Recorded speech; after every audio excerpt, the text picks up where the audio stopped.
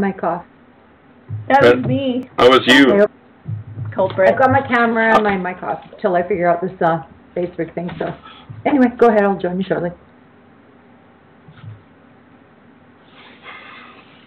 Well, look, once again, Legion of Reason, and once again, I've got some technical issues. I have to use the webcam mic, which really sucks, because my Blue Yeti is dead as a doornail. Anyway, hello to everybody out there in Facebook and YouTube land. A lot of stuff that we have to go through tonight. Tons of stuff, actually. We have some Halloween stories, of course, because it's that time of year where the regressive left tells you exactly what it is you cannot wear. And there's another timely story about another person who has been accused of practicing or pretending to practice witchcraft, because I guess actually practicing witchcraft is just fine. But anyway, there's also a bunch of stuff in, what else we got here? Oh yeah, assisted suicide case in Edmonton. An elderly woman who has had to be taken to outside of the facility on the street for an assessment because she was in a facility run by Covenant Health, a Catholic institution. Okay, what else we got? Oh yes, and also Alberta does not track, by the way, how many patients are transferred for assisted dying assessments.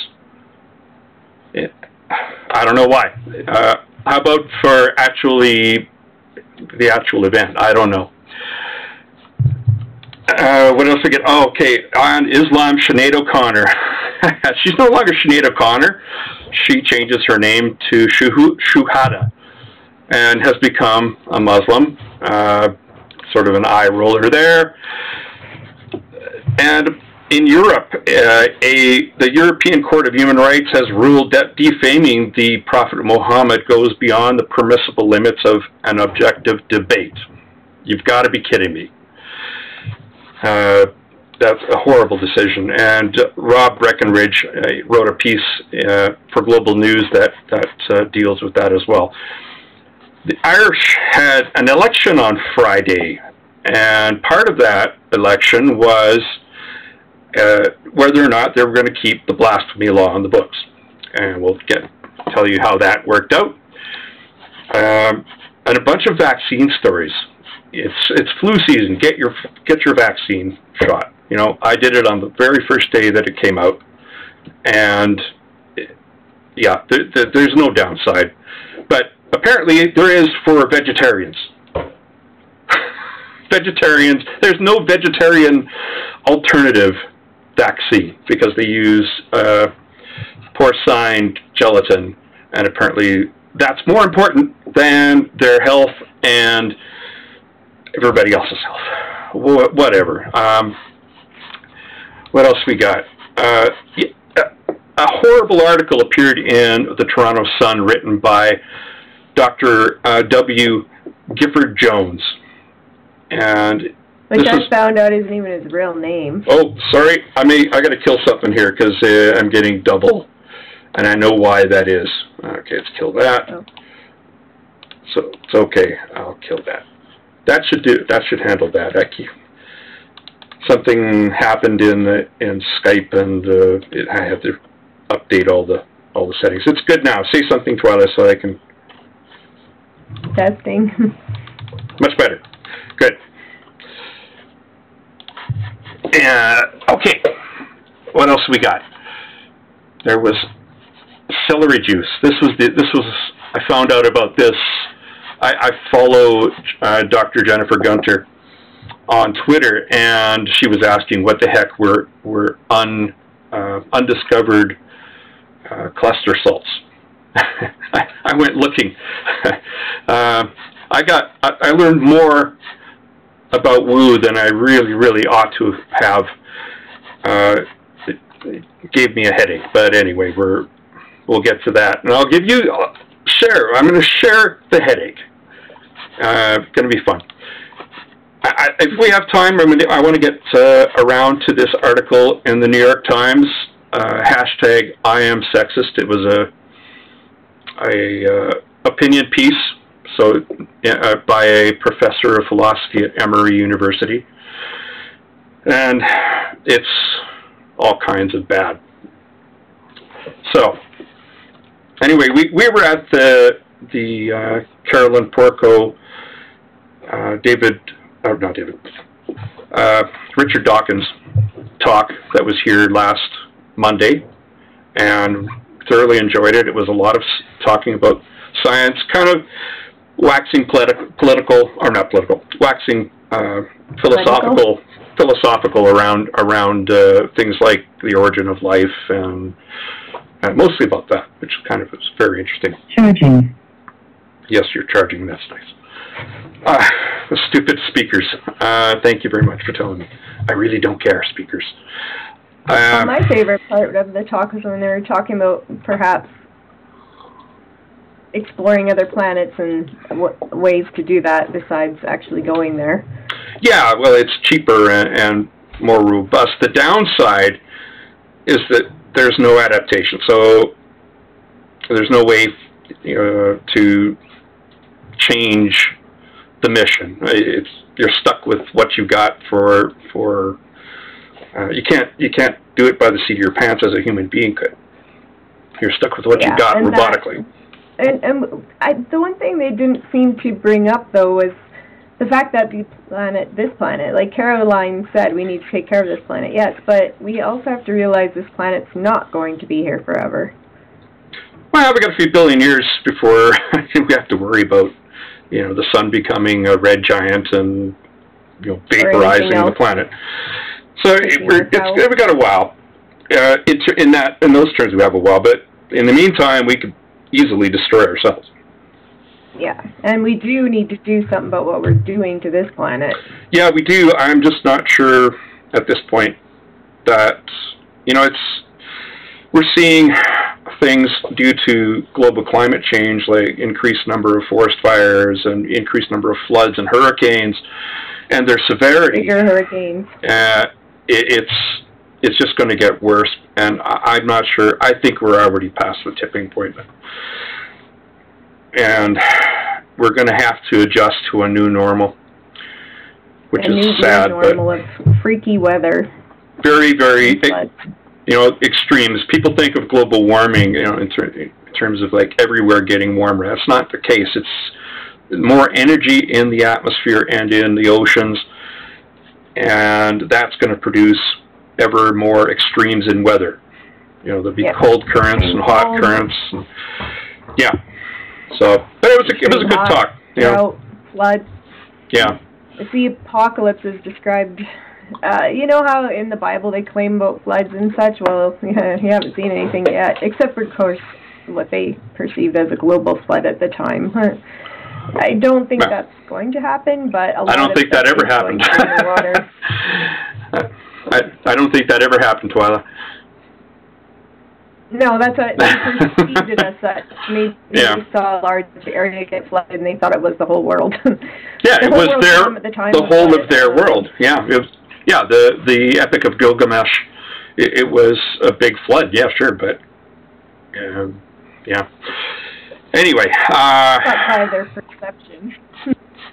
Yeah. Is Christine still updating? Probably. She's on. Yeah, no, I'm here, and it's just going to take too long, so. Okay, we'll just leave it as a blue screen. Is that a blue screen that's showing me, or at least I could put a photo up or something? Yeah, you're the blue screen of death. Hey, it fits with Halloween, the blue screen of death, the scariest thing you can see in a Windows machine. Yeah. So I guess we'll start with I know that reference. Yeah. Oh, that's not really a pop culture reference. That's no, but I know it. There you go. So okay. Yeah, let's go to the first story here. In Milton, Ontario, psychic in quotation marks, Dory, her stage name is Medina Stevenson, is charged with witchcraft. There's your Halloween story for the evening, although actually it's not quite the only one we have. Halton Regional Police have arrested a 32-year-old woman from Milton, Ontario, and charged her with extortion, fraud over $5,000, and pretending to practice witchcraft. I don't understand what's the difference between pretending and really practicing witchcraft. Whatever. This is a zombie law. There's the other part of the Halloween thing, except that it's come back into use. You know, in the last few years, there have been a couple of cases.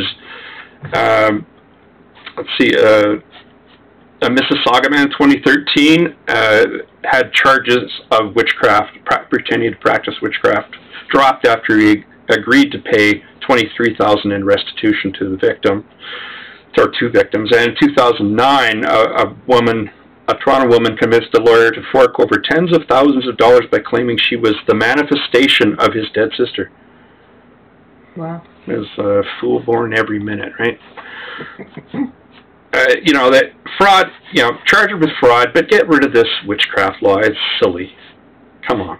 I believe they were getting rid of it. I hope so. I don't know if that's part of Bill C-51, which includes the blasphemy law. That is still going through the Senate. It's passed the House, yay, and it's been sent to the upper house for a review and a vote. I don't see what, okay, it was part of a bunch of other stuff, and so the Senate has to look at it and see if they feel it's all right, and then give the rubber stamp.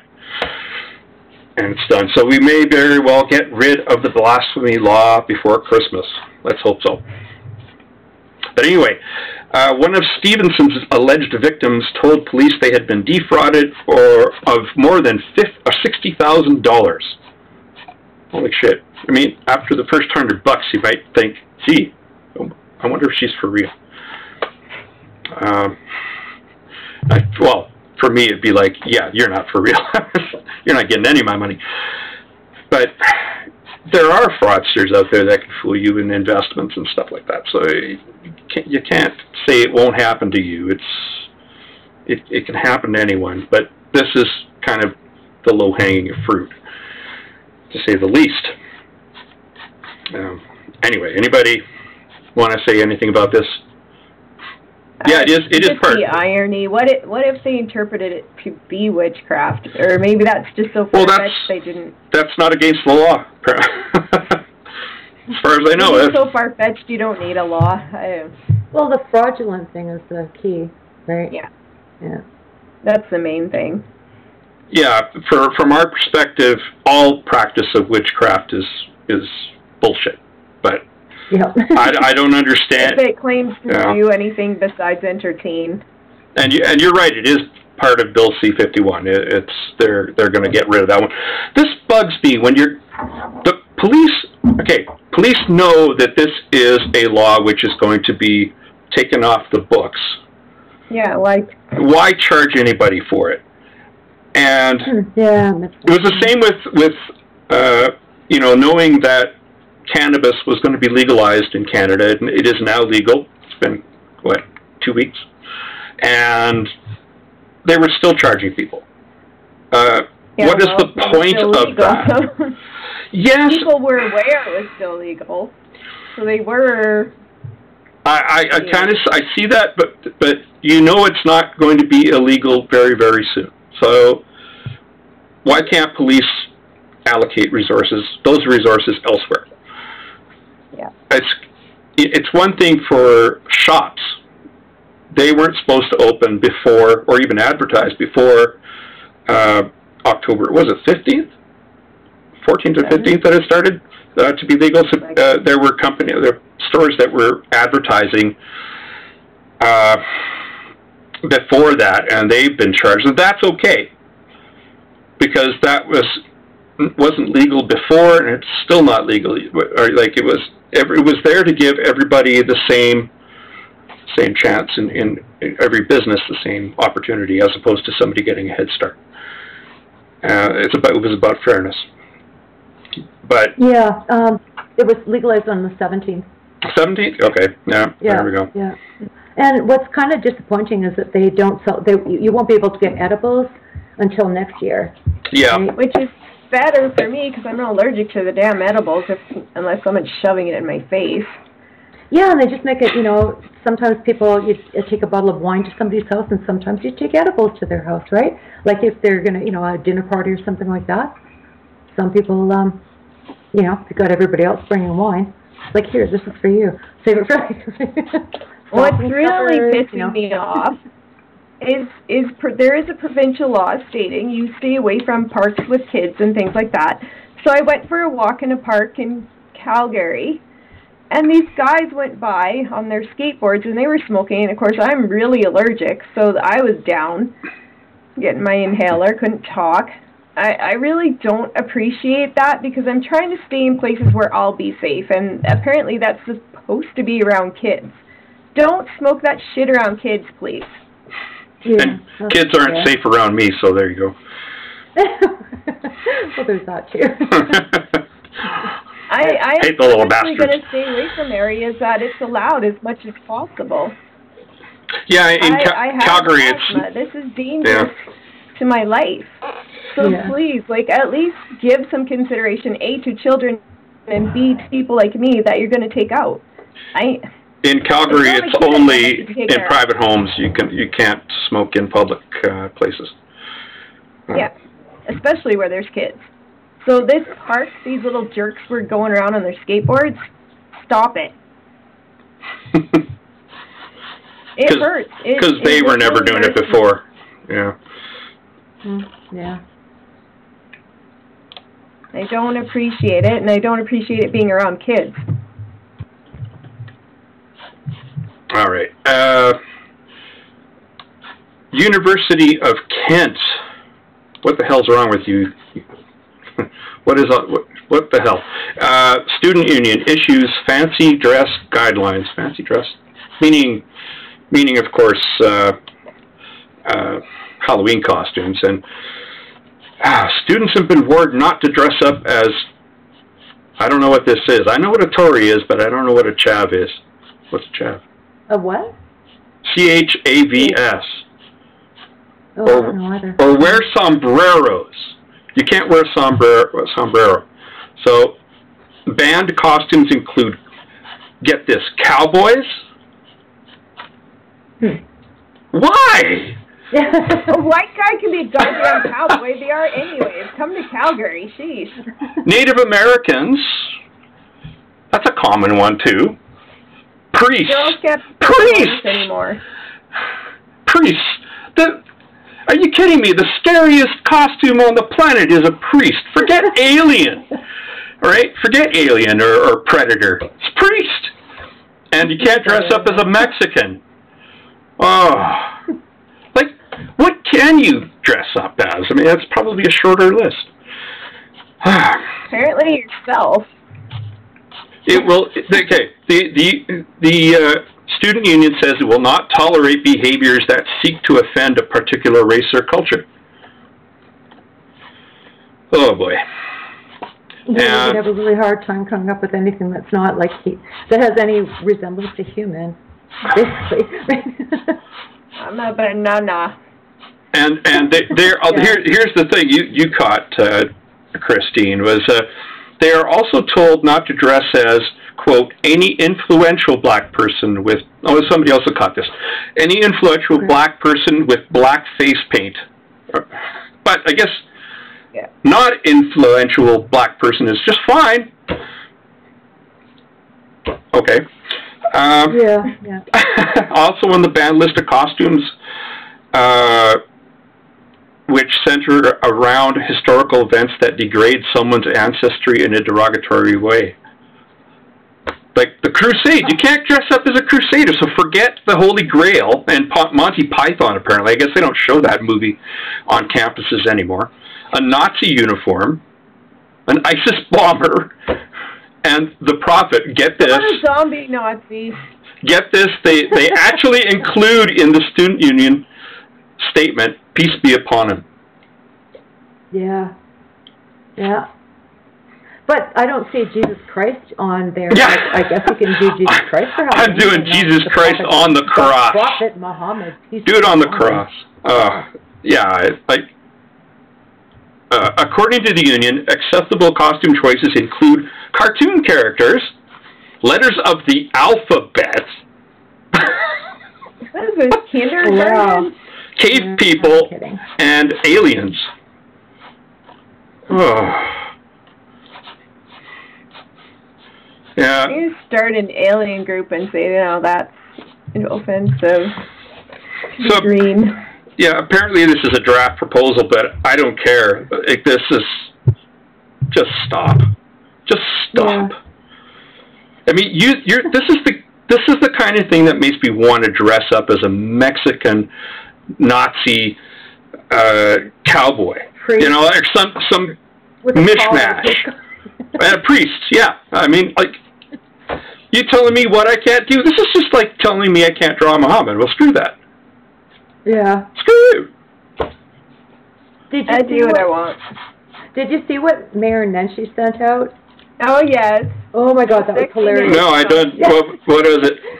Like, I think that's kind of snubbing the nose at the, ridiculous of the discourse and making fun of himself. So I bet a lot of people around his personal circle are going to dress exactly like sexy Mayor Nenshi, right? Nenshi, I should say, sorry. Yeah. He just said it was a No. Wrong. But you know what? Exactly sexy. He's kind of, no, but, I think he's kind of making a bit of fun against this whole, you can't, do this and you can't do that with costumes. And, I think he's poking a bit of fun at, to the degree that he can, with exactly what we're talking about. Yeah, he's got to walk a tightrope anytime he says something. So he's a public figure. Yeah. So that was particularly cute. So anybody from the University of Kent, you know what to do. We encourage being shit disturbers. Yeah. I mean, I would never any violence. That's all. Yeah, I would not. No violence. No, I would personally not do blackface, but in this case, I would. Absolutely, without any hesitation, I would, because it's a prohibition, and I hate prohibitions. I think I wouldn't do that one as a what do you call it? I'd probably have a couple of shots before I did it, but yeah, I'd still do it. I think I just hate this. This is the new oppression. This is Well, hey, have you gotten your weed yet, Randy? No. Well, no, I'm really not that interested. And celebrate our prohibition on this issue. I suppose. Then you probably won't be so inclined to, dress up that way. Just a note, condo boards can ban pets. They can also ban pot growing and stuff like that. Yeah. So just be aware, if you have a condo, what your board is going to do about it, and don't assume that you can grow the 4 plants and that kind of stuff. That's a good point. Yeah. So. And also, you're only allowed to smoke it in, like in your home, like you guys were saying too, because I've certainly seen a lot of Calgarians just, popping away on the street corner and stuff like that, stepping outside a restaurant and enjoying. So. There was a bunch of people in a parking lot after the Porco thing, and I ended up not being able to drive for a good 20 minutes so I could cough it all up. Well. So I really wish people would respect that stuff a little more, just because it was just so much. There was at least 20 people. There was a big cloud, and I got a huge dose of the secondhand. And again,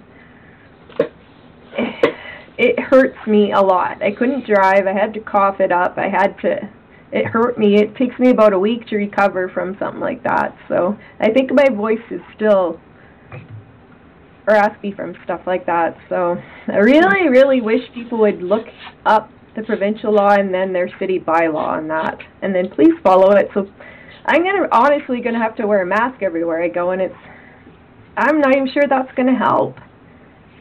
So you know what's going to help you, Twyla? Edibles. if I'm not severely allergic to the smoke, yeah, people are I'm eating teasing you and teasing you. Yeah. Well, people eat that stuff instead. It won't hurt me, and it won't hurt Well, other people. yeah, like you say, respect the laws. Vaping isn't, I think, quite so bad.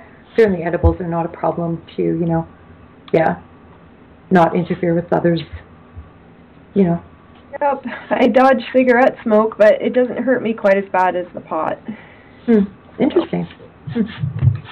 Now it's like my cat allergy is far more severe than my dog allergy. Go figure. Anyway, this is from The Independent, written by one Jennifer Farrell. She says, planning to dress up as a witch this weekend? This is the gendered history of such costumes. Yeah, so basically don't wear, I love this, this is apparently okay, the celebrity Halloween costumes 2016. Scantily clad blondes, etc. That's okay. Yeah, so it basically because witches were burned at the stake, etc. You can't dress up as a witch. Totally missing the point of Halloween. That's ridiculous. Well, you know, I found it kind of an interesting piece in terms of its historical. Yeah, the title was really unfortunate. Like, it was kind of a good piece if it hadn't been. Except for the don't do this. Into the la land of identity politics, I suppose, right? You know. So yeah, I have dressed as a witch many, many times. I've got long hair. I've got a fucking witch hat. It's just easy. I've got lots of black clothes. You know, it's cool. You know, Yeah. So, grab a broom if you really want to. I'm sorry, guys, but Halloween should be no rules. Halloween should be the one time where you can dress up as whatever the fuck you want. It's for one night. You're not making fun of shit. You're actually not. Well, you're just kind of sometimes. Yeah, you are, but not in a way that is disrespectful. If you're dressing up as Pocahontas, you're not doing it to make fun of Indians for crying out loud. Yeah. So when I was, I think, high school, there was some kind of Halloween party going on, and there was somebody dressed up as a Ku Klux Klan guy with a sheet and all that kind of stuff, right? And a little bit, you know, into the party, he revealed that it was our black friend, but it was like trying to go down like, That's awesome. That's awesome. That is great. I love it. But you could, no way you could get away with that today, right? You know, even as you'd be called a white supremacist, even if you're black guy with a knife stuck in his head. yeah, with that. Yeah. Well, why can't you go as an ISIS bomber? I mean, they're real. Yeah. Those are real things. Yeah. Like, it's kind of like a whitewashing of some things, right? Like, these ISIS bombers don't exist. Well, yeah, actually they do. So I'm going as one. I mean, why not? Why can't you? But some people used to dress up as suicide bombers. That's what I mean. Yeah. Which is worse, like to go as Aladdin or to go as a suicide bomber?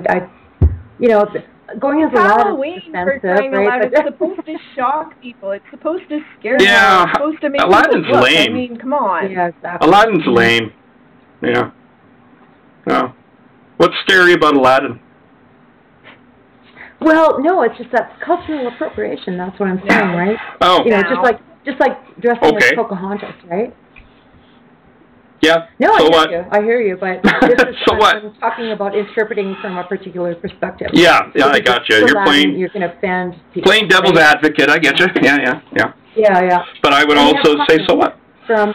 We have a couple of comments from Randy Watkins, who is on our YouTube page.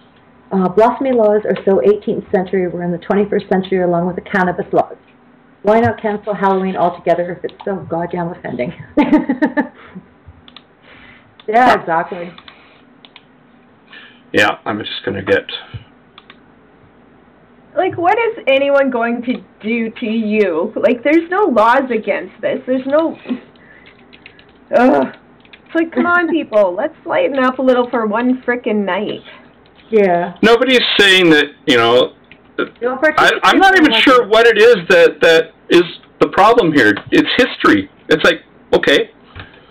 At what point does history not be an issue? Yeah.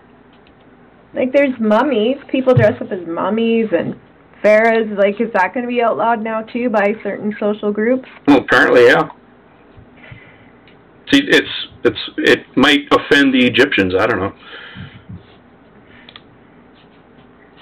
Oh, getting out of hand. Vincent says he could dress up as a homicidal maniac without really dressing up as a homicidal maniac, as they are like ordinary people. The white guy. Exactly. The white guy. No, just that. Like if you're we had a moment of silence today for what happened at the synagogue yesterday, for crying out loud. Yeah, of course. But homicidal maniacs aren't just white people, right? I think that's his point. Is you just can't tell who a homicidal maniac is by, their everyday appearance. Yeah. Oh, white guy. White guy with a gun.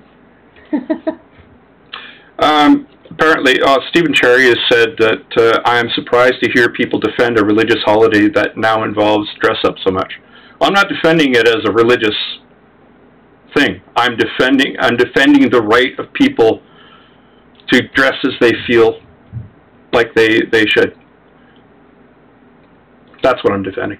I'm fighting the prohibitionists, basically. Yeah, and I guess it is a religious, holiday in terms of All Hallows Eve, says Stephen again. Yeah, well, it was It's secularized by now, right? Oh, it's totally secular now. Appropriation that's just kind of ended up in this. And it's not really a holiday. Celebrate, I don't get a day off. Go by the pagans. The pagans dressed up. The pagans had it first, so it was stolen. You dressed up to basically scare away the evil spirits of winter. You're hoping to make winter less bad. Yeah, winter spirits suck.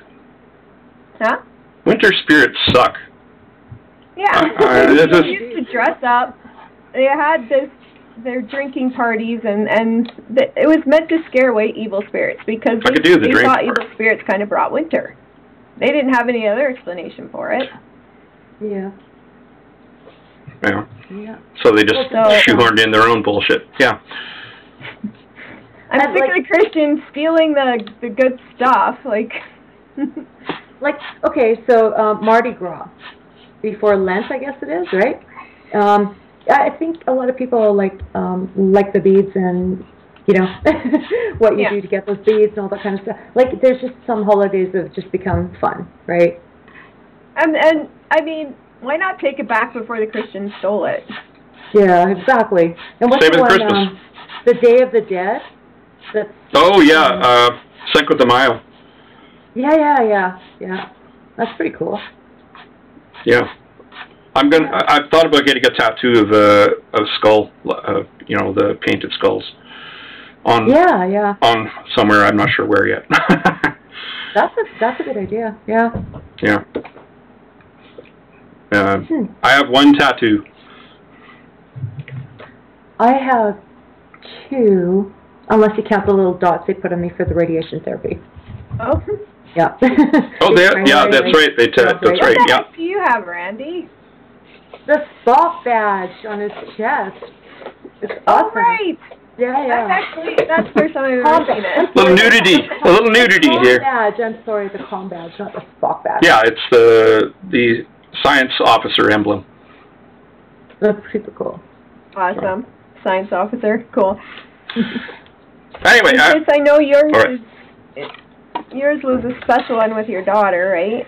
Yeah, we got 3 circles that are kind of overlapping together, so just behind our ears. I don't even think people even notice it, but I love it. And then I've got one on my back that's kind of this stylized tribal yin-yang kind of thing that I actually won at my daughter's elementary school. They have a fall fair, and they have a silent auction, so I won this tattoo for $15, right? So awesome. Of course, I tipped, right? I need to win one. Then maybe I'll actually get one. They kind of have Black Friday sales every once in a while, right? It's kind of worth following because, in this particular sale, because Karen knows the stuff, right? Often it's just you can get these stock designs, right? But in this particular sale, you could bring your own tattoo, and as long as it met certain dimensions, you were okay with it, with a flat rate. So I was very happy with it. I am very happy with it. Yeah. Anyway, okay. On to Catholic Watch. Let's get back to On track. Oh. Okay, Now so let's get to religion. yeah.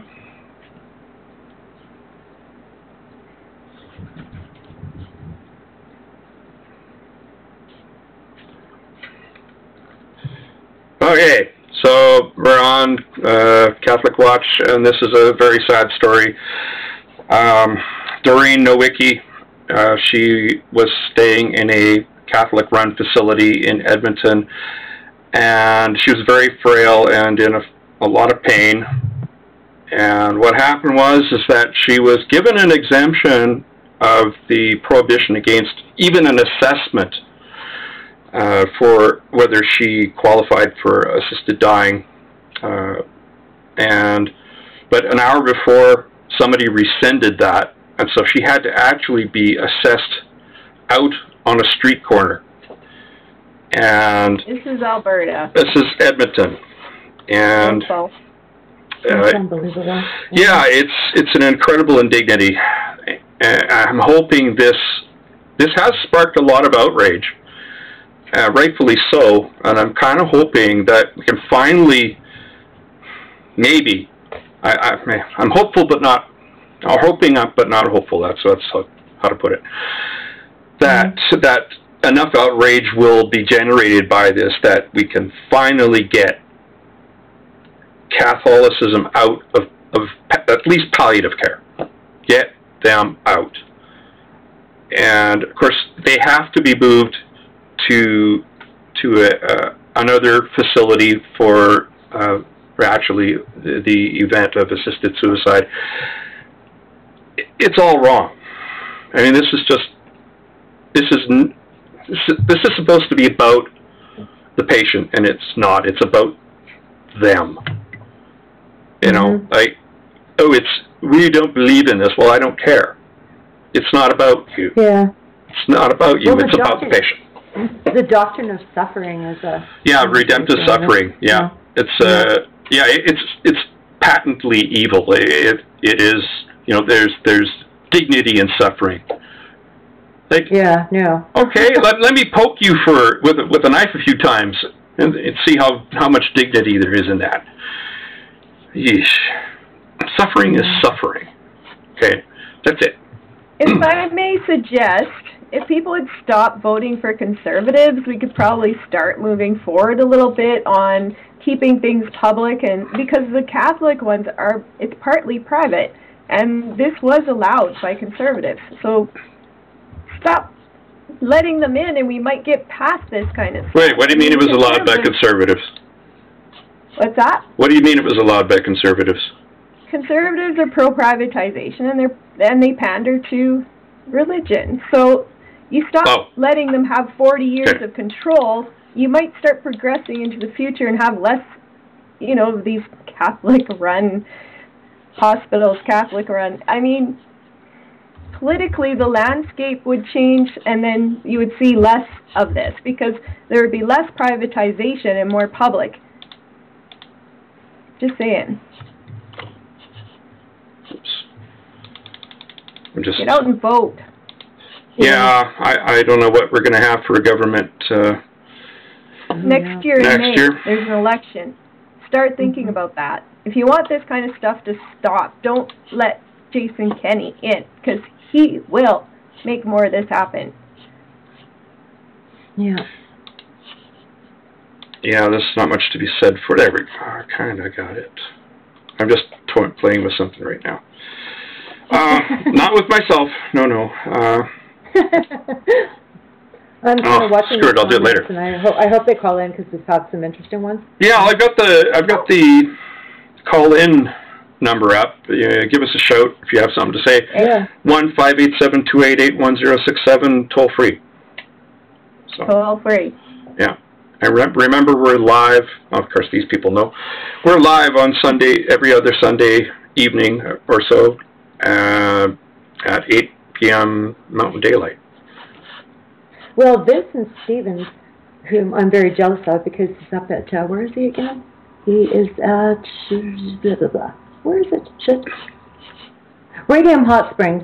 And so he's in a hotel, and nice. he doesn't really think he could call in right now, so But just know that I'm really jealous, and I hope you're really enjoying yourself. And thank you for joining us tonight, even if you won't call in or can't call in.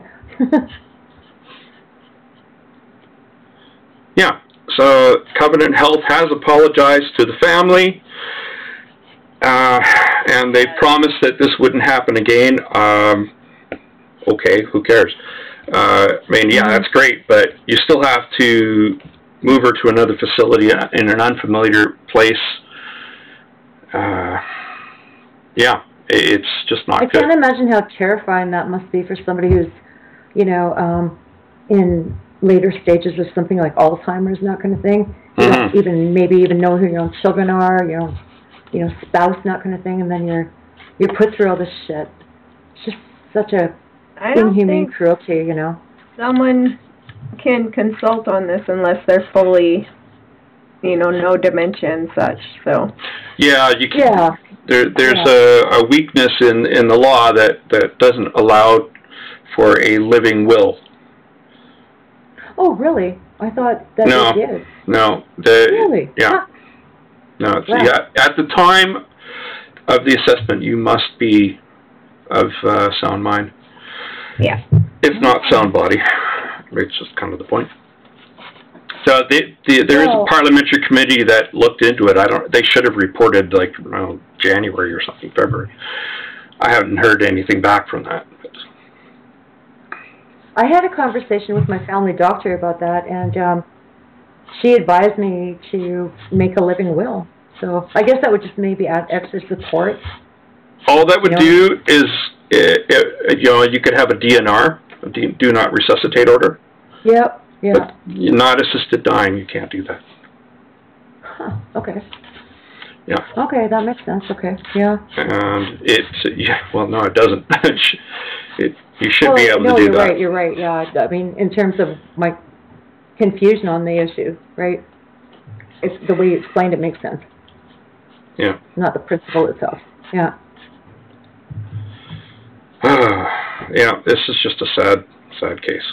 And yeah. She died, but she was given the drugs for suicide at another care facility in June of 2017. So this is only being reported on like now, but it actually took place more than a year ago.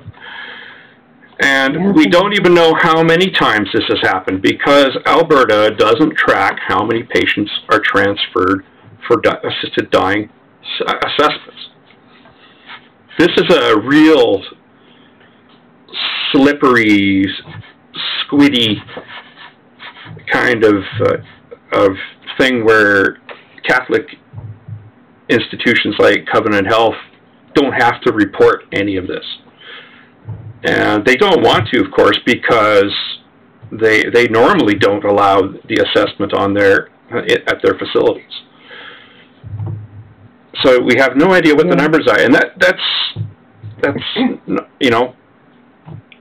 I'm willing to bet it's a lot, considering the number of people that actually request assistance in dying. May I bring in Kevin now? Sure. Kevin Slupke? Okay, I shall do that.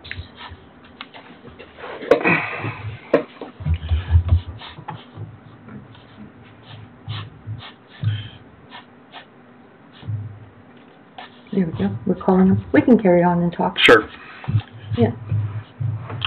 But new federal rules that take place or start being in effect on tomorrow? Thursday. On November 1st, will require all doctors and nurse practitioners to report that information directly to the health minister, who will then forward it on to Health Canada. So we're going to start getting those numbers.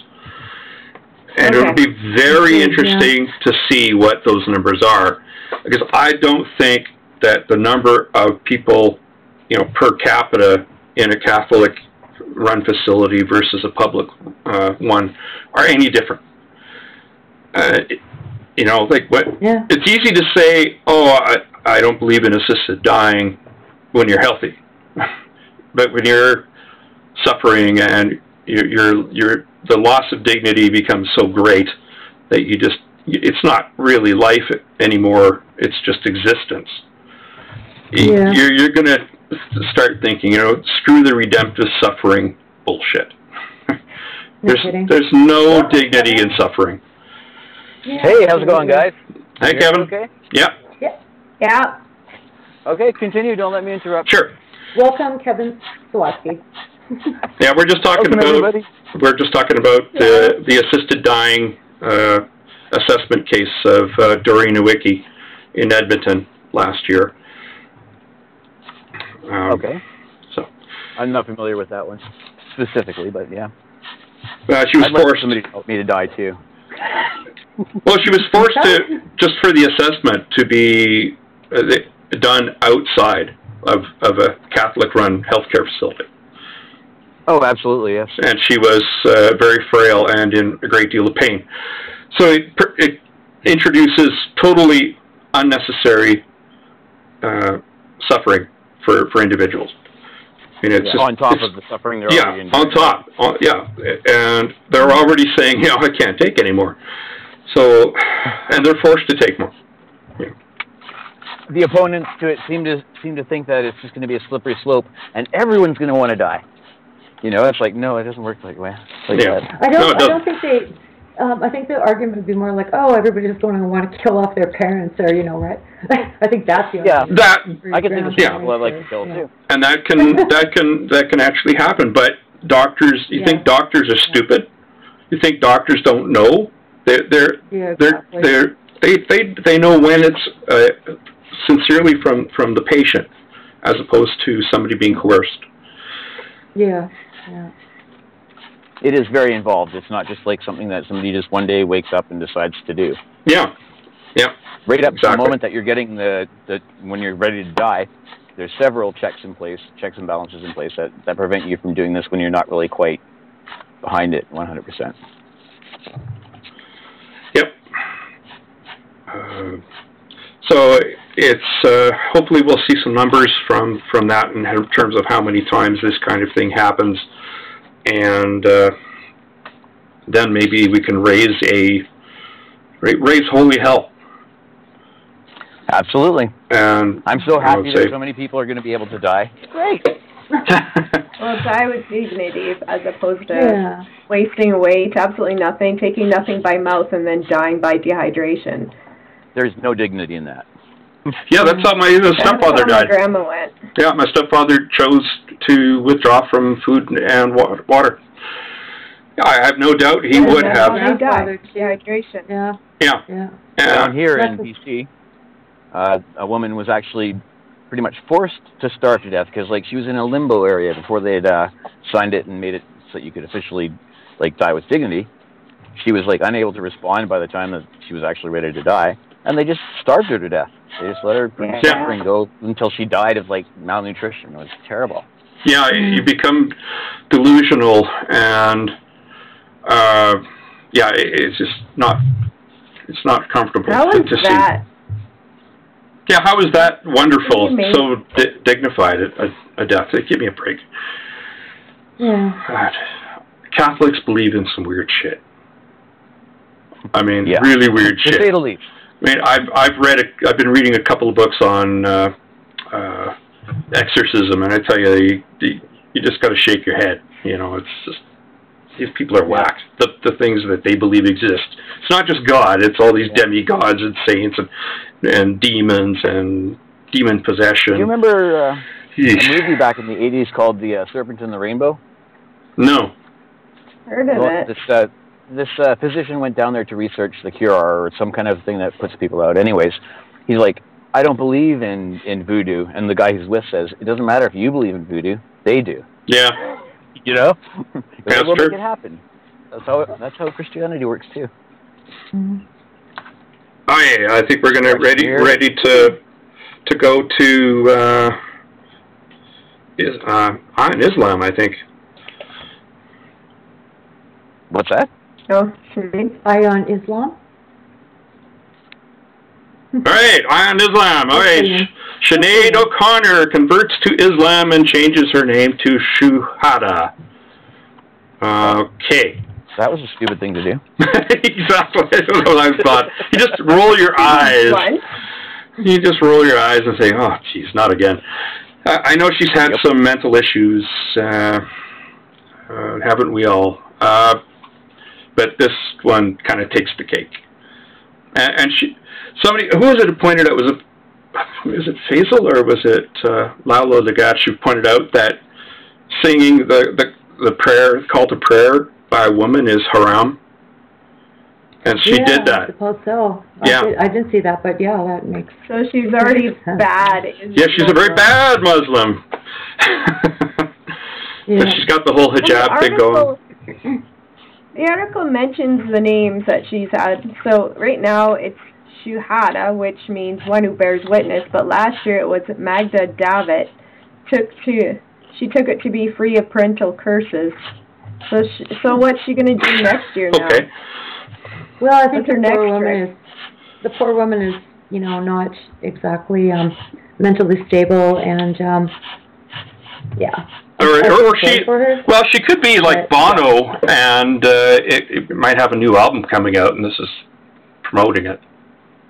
Well, that's but I kind of thought, like, well, okay, this thought crossed my mind, like, isn't the point of the hijab to cover your hair? Yeah, I know. What hair? It's a bad Muslim. she cuts her hair. Oh no. Kind of twisted. It's being a Muslim half-assed. You know. Oh yeah, of course. Yeah. Like a cracker Muslim. You know. Piss off the Muslim. And then we will have more issues in a bi-weekly magazine coming on. Yeah, Grand. Yeah. I half expect an album to come out. You know, it's like, okay. In the articles, also, she was ordained a priest by Bishop Fringe Catholic Latin Tridentine Church in Lourdes, France in 1999. She was Mother Bernadette Mary. That's a mouthful. Yeah. Mother Bernadette Mary, and now she's a Muslim? Now she can add what more does names. Look like anyway. Well, I expect you're, propagandized by people like Linda Saussure and, the general zeitgeist and this Islamophobia nonsense that people are promoting, right? You know? Oh, it's so freaking, it's just like It's a religion of peace, isn't it? And I know for a lot of people it is a religion of peace, but they're just not confronting reality. Yeah, for enough of them, it ain't. The peace of death is what it is for some of them. Yeah. For too many of them. Cult of death. So it's Christianity. Well, I know Christianity, yeah. Yeah, Christianity is cult. Yeah, absolutely. Islam? Islam. Judaism. And like all of them. And like, we often say it's, I don't know, what do we say? If you can hate the sin but love the sinner, then we can hate the belief but love the believer, right? So just because we criticize Islam doesn't mean we hate Muslims. That's ridiculous because they're the ones who are most persecuted, right, in the international context. And but the Christians would like to be the ones, yeah.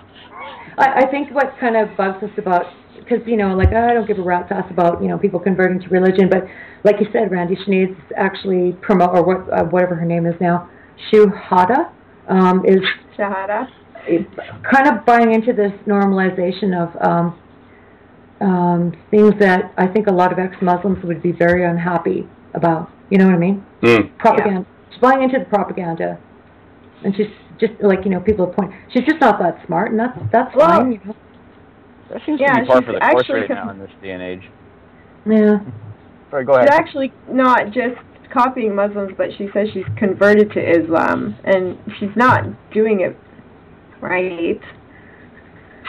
No, I think that's, because a Muslim would, like a moderate Muslim would obviously disagree with you, just like a moderate Christian would say, oh, I can support the rights of, the LGBTQ community. And, I think we know as atheists that that's not part of their holy book, but they cherry pick, right? Mm-hmm. And this is what's going on here. Yeah. Yeah. So, I just feel kind of bad for her, but it does, normalize things that I think people in closed societies wouldn't want want to see normalized, you know? Yeah, exactly. I this kind of, even like the hijab, I refuse to see that normalized. Yeah. But it's not, doesn't mean I'm going to go to a hijabi and yank her hijab off. Yeah, no kidding. You know, there's Sinead O'Connor just converted to Islam? Yeah. Yeah. I didn't hear that until just today.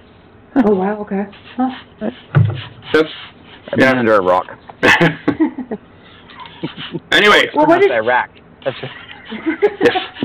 She sang part of whatever the holy thing that you sing is, right? And apparently she got some words wrong. Right? so she's really done it around. I've never been happier to hear. But she's got this beautiful voice, you know? Mm-hmm. Has she sung in a while, though? I think so. Probably in the shower. Yeah, definitely. No, what she sang was actually really, you know, beautiful to listen to. But she got the words wrong, and it pissed some people off, and, you know. Of course it did. Well, nothing compares to that, yeah. Yeah. Oh, I'm so bad. Disconnect. Oh, I'm sorry. We've lost our caller. He's gone. Anyway, let's move on. We're still in with Islam. Defaming the Prophet Muhammad is not free expression, according to the European Court of Human Rights. Yeesh. So in 2009, an Austrian who is only identified as Mrs. S, not Ms, but Mrs.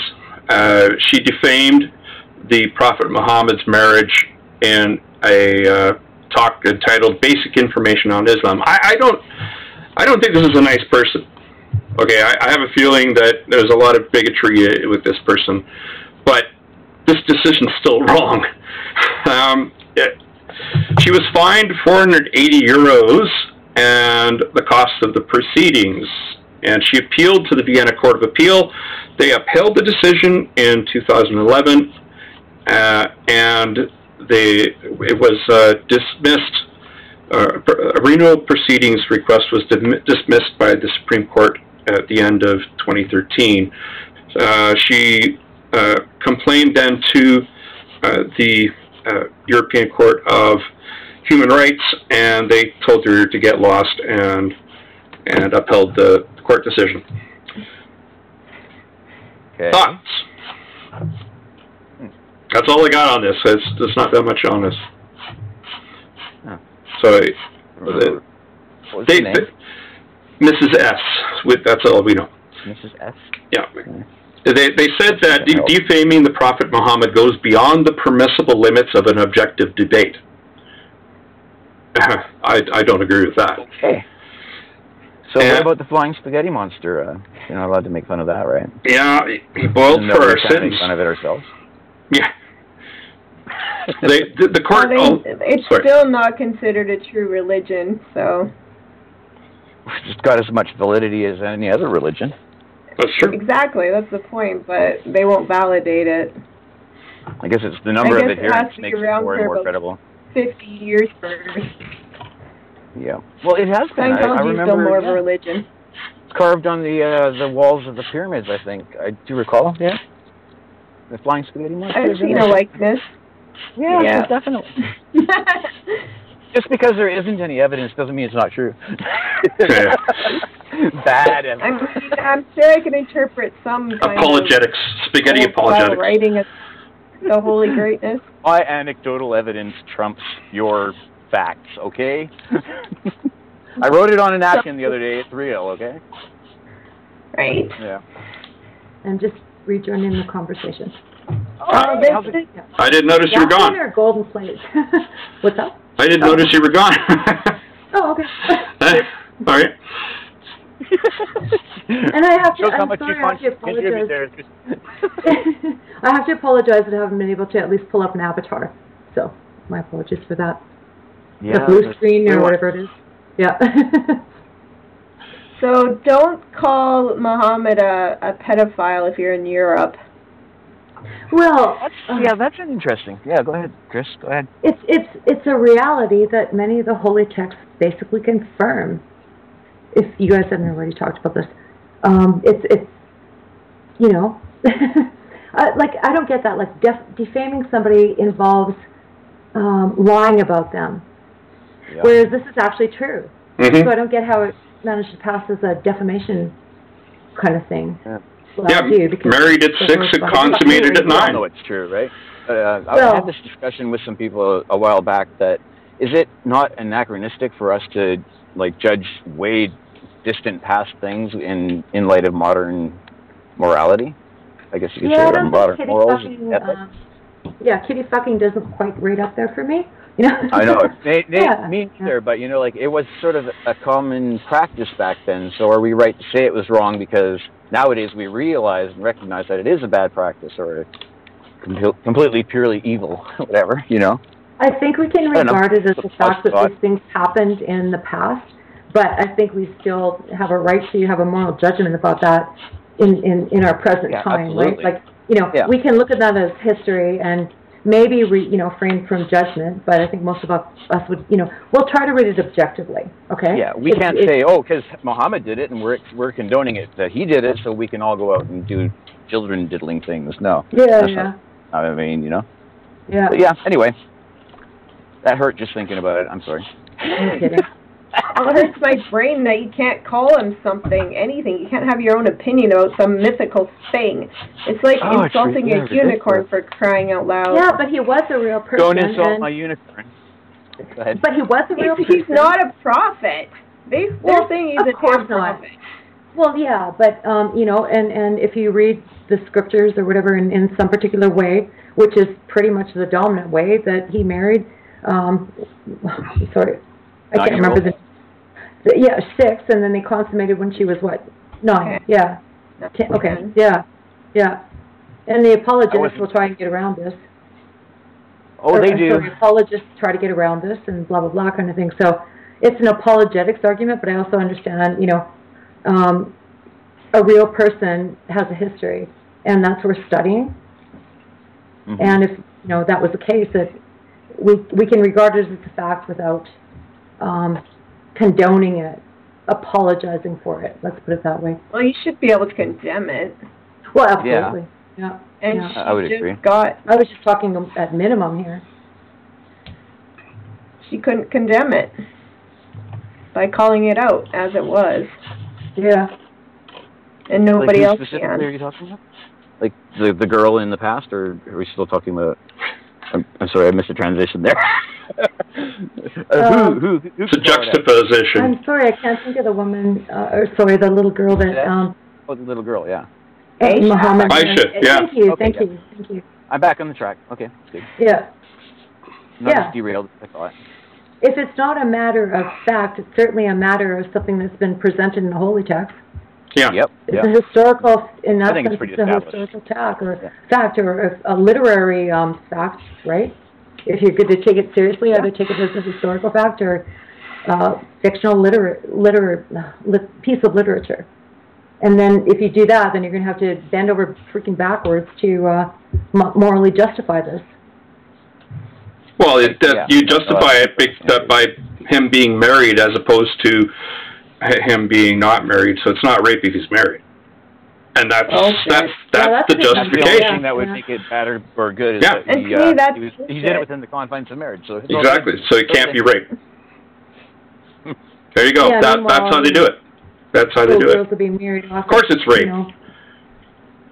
Children can't consent. This happens today, obviously, right? Yeah, this still happens today. Absolutely.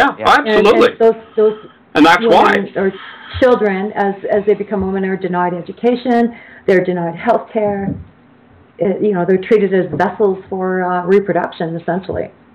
Yeah. More like vessels for sperm. Yeah, exactly. Yeah. Yeah.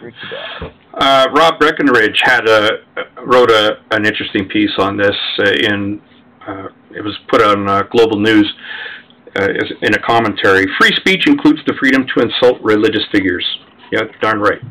I just want to read this one sentence here. The mere fact that certain people may feel offended or insulted about aspersions cast on a long-dead religious figure is no basis for infringing on the free speech rights Oh, Rob, this is too long a sentence. On the free speech rights of anyone who wishes to cast such aspersions. I totally agree. And he also wrote, this is just another point of reason to get the blasphemy laws repealed in Canada. Yes. I'm afraid to say what she said now, too, until that's done. It's ridiculous, eh? Yeah. So first of all, how can somebody, again, I'm going back to kind of the aspect of it.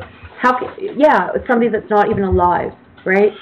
Second of all, like defamation cases are extremely difficult to prove because you have to show, first of all, that it's, actually a lie, which it's not. And second of all, I presume you have to be fucking alive to do this, right? And third, you have to you also have to demonstrate that you've been like harmed, right? Your reputation's been harmed, your livelihood's been harmed. Well, sometimes it's the case that bad publicity is good publicity, and maybe that's the case with this one, right? You know, if you got good spin doctors, yeah, for sure. Yeah. I'm talking about people. Yeah, sometimes bad publicity will make you I'm sorry, I'm thinking of Jordan Peterson here, and he's bringing up one of these, cases, right? I think the fact that he was flagged by a lot of people probably escalated him to a point where he was actually making money off being flagged. So I'm not sure he's going to win that, But there's always some social justice warrior somewhere that will step in on behalf of whoever, Yep. Like, Don't be making fun of the Martians, man. The Martians are going to take offense to that. Don't say they're green. Feel. Don't offend my beliefs that Mars and our Earth is flat. Yeah. And the Martians know it. They've got I'm in touch with them. I talk to them on a daily basis, and I'm told by the Martians that the world is flat. And goddamn it, you gotta respect my religion, Everyone figures that being entitled to your own opinion somehow translates into being entitled to your opinion being right, regardless of what logic might say. You're wrong, guys. You guys are just wrong. Yeah. How dare you? There's another sentence I want to read here. In a society where freedom of expression exists, the right of others to have their feelings protected does not and should not exist. Yeah. Of course. It's obvious to us. When did your right to not be offended suddenly trump my right to offend you? There is no right to not be offended. That doesn't exist. Yeah, I know, exactly. It doesn't exist. It's a fiction. Why does it suddenly seem to exist everywhere? I don't know. We're just like a bunch of... I don't know. I could... Yeah. Go on. So let's hope that Bill C-51 passes. Sorry, I got to bring up this whole words are violence kind of bullshit. Oh, yeah, I know. That's driving a lot of this. Words can be offensive. And hurt people's feelings, but they're not violent. In fact, that's if you're not a violent person, that's the only goddamn tool we have to express our dissent against ideas. Well, the way if I say you're pretty. I said you're pretty, and that's violent. One of two ways. It's welcomed, or it's you're sexually harassing me. Oh my God. Yeah. Well, the thing is, people that incite violence. How Trump incites violence by spreading fear, by spreading racism. That's not incitement. That's not incitement. Incitement is specific. It says, let's go out and kill X, or let's go out and do something to a demographic. But then again, when he said that, he does not say that. He has still caused a rise in violence with his rhetoric. Yeah, that may be true, but it's not incitement. Muhammad wouldn't do that. There's no reason why she should be punished for saying something like that, because it's not harming anyone or anything. Did we forget Charlie Hebdo? Did we forget Charlie Hebdo? Not me. Darn right they could become violent. But against her. Against her. She's not causing anything against someone else. No, I don't. I wouldn't say that. That's what happened with the terror attacks in Paris. It absolutely was against someone else. right? It's no, but her saying that about Muhammad can cause violence in general. Huh? That can cause violence in general. It's not just against her. See, she could be inciting violence of the Islamic community, in just generally going out and killing people. Well, if she said, "Let's go and kill all the Muslims," kind of thing, that would be incitement. But if I'm just responding. I'm just saying. Responding with violence, then those are the people who need to be held accountable for their actions. I get yes. Versus actions. That's right. I'm just saying that just because what she said could cause a violent reaction, that's not incitement. And incitement is an actual specific threat. Like it's a specific language of an intent to go out and harm all of demographic X. Deserves to die. And then it has to be stated very clearly. That otherwise, if you walk the line and say, "I really can't stand demographic X," that's not incitement. You're not. But if you say we should kill all of demographic X, that's incitement. Different story. Okay. So with Trump, right? He Trump did kind of condones say violence. He doesn't speak against it. When it does happen, he pretty much encourages it. Like with that Charleston thing. He allows it. With this. Yes, he allows it. Yep. Well, he allows it and he says it. He has said, at rallies, I'll pay for your legal fees if you, keep this, Yeah, that's true. Did you hear that speech he gave about comparing like immigration to the snake from the parable? What did you think? Like he knows anything about the Bible. Oh, God. No, he didn't say anything about the Bible. It was like a metaphor or a parable, basically. Where parable. The woman finds a wounded snake and nurses it back to health, and then as soon as it's healthy, it bites her. That's what he says. Yeah. Thing is, what I'm saying is she's not comparable to Trump. Well, that's debatable. Randy. That's debatable. I'm not sure I know what she said. She called him a pedophile. And that could cause a violent reaction. Statement of fact. Yeah, and it's a statement of fact, but it could cause a violent reaction, right? So what? If it causes a violent reaction, then but that's all Trump's doing too. Trump is not. You're like, oh.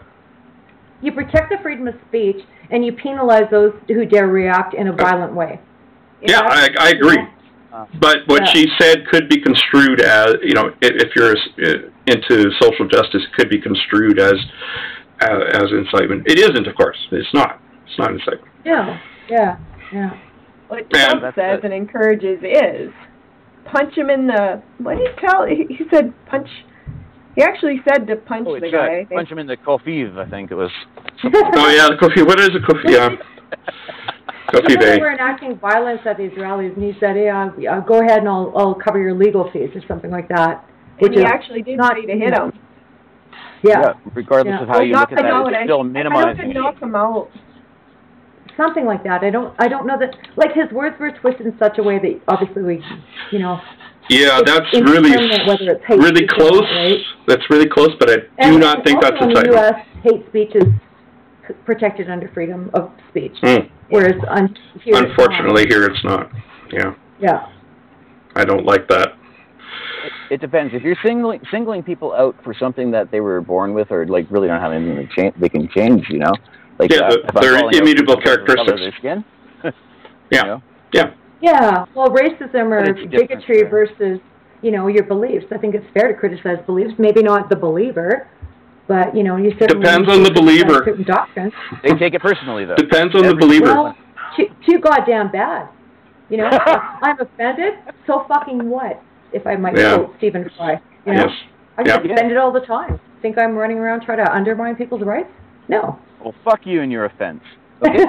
Fuck you and your rights. Fuck me if I'm offended by something that's too goddamn bad for me, unless it's, something that's actually a crime or, a violation. Too fucking bad for me. Yeah. All right. We've beaten that horse to death, I think. Let's get to some happy stories here. This says Michael D. Higgins is reelected as Irish president for a second term, and we don't care. But what we do care about is that the blasphemy law which is a part of their constitution, the Irish Constitution, has been voted to be removed. So with about 65% voting turf it. And there we go. So the short-lived blasphemy law, I'd say congratulations, Ireland. I mean, I congratulate the voters, but I don't congratulate Ireland because they brought that damn vote in, not even 10 years ago? Yeah. Yeah. They shouldn't have brought it in to begin with. Why would I? Yeah. Now we need to get rid of our... Was it the Protestants or the Catholics? You got to be kidding. Something they agreed on. Yeah, the Catholics. Yeah, I'm not... Let's find some common ground. I don't know if this was actually... this wouldn't have been voted in. Whatever, Northern Ireland, or, Oh, yeah, if I'm not mistaken, somewhere. Yeah, that's more Protestants there because they kind of gentrified Northern Ireland by moving a lot of Protestants there. Yeah. It didn't work very well. It did not work very well. Yeah, so this is another positive step. They've already repealed the prohibition on abortion in Ireland. That's gone. And that, that's awesome. And of course, not many people like Catholic Church anymore there. Do they allow same-sex marriage? Yes, I want to say yes. Okay. I can't remember off the top of my head, but it seems to me they were. Yeah, I want to say yes. In favor of that as well. Yeah. I think that's fairly recent, relatively recent. Yeah. Yeah. Basically, they've been giving the middle finger to the Catholic Church, and rightfully so. I mean, they've suffered greatly under the under the thumb or the boot heel of the Vatican. They're not very pleased with the Catholic Church in Ireland, and some really nasty things happen there. Yeah. As a direct result, they happen here too, but mainly to First Nations. So nobody, So it's because it's a different group. We kind of don't, we intellectually say it's really bad, but we don't have that empathy that is kind of missing, I think, from cultural understanding, I suppose. Yeah, something like that. Yeah. We're kind of missing that because it isn't part of our in-group, right? Yeah. But yeah, anyway, good. You got that done, and that's it. Let's hope solve the problems of the world. Let's hope that they'll see 51 passes and we can get rid of our own damn blasphemy law. Yeah. Well, if I might just give some credit to Atheist Ireland and Michael Nugent, because I know he spearheads a lot of these. I should have him on again for this. Yeah. Because congratulations for them. I mean, it shouldn't have been. This was, of course, part of their constitution, so it was really. I don't think this was ever actually voted on by the public when it was brought in, but it was voted out. And good riddance. We don't need these retrograde laws. Yeah, absolutely. Yeah, a lot of backwards progress has been made recently. Yeah. I'm thinking America, I'm really scared of living above them. It's like a really loud neighbor that you just can't get rid of. Yeah, no kidding. Not all, I know. For all my American friends and stuff like that, they all know I'm joking, but some of them probably won't for some people. Yeah. I love you guys down there. You guys are great. Yeah, I'm staying up here. We have friends and family, and for the most part, just like our siblings, essentially, in the global context, right? Our cousins. Yeah. Sometimes we just cousins. Well, I don't know, cousins. And I think we're really close, right? With the population. Not lately. Leadership, right? What's that? Not lately. We're not all that close. Well, it's pretty cold. Yeah. We would be. If they all vote in November, we'll see something happen. So. Oh yeah. Come on, guys. Yeah, that's it. Yeah, I just hope. I think most, Americans are probably more in alignment with us. Not necessarily all, but they want to see things like they want there to be a better society. They want, money out of politics. They want all these things that they want their health care. They just don't understand because they've been propagandized. Something against them, right? They're actually they fight tooth and nail against it. Yeah. And they don't know why. Well, that's just it. I think if you present the questions and the issues to them in a particular way, they will better understand them, as opposed to thinking that healthcare is against your interests, like universal healthcare is. Like, how can you think that? Especially given because if you read the media there. Yeah. Oh, like they're editing and censoring everything, depending on which one you're looking at. Like Fox News or whatever it was, they actually took the laughter out when everybody in the world was laughing at Donald Trump. Just to interject really quickly before we move past this, Northern Ireland has signed into law that it's right to have same-sex marriages. So, I just looked it up. Google. Pretty sure. Thanks. Yeah. When did that come into being? 2015, November. Yeah, I knew it wasn't long ago. Okay. May 22nd, 2015 was when the referendum was held, and then they signed it into law on the 29th of August, 2015. Cool, yeah. Yeah. Cool. All right. So we're going to move on to Quack Track, because this is...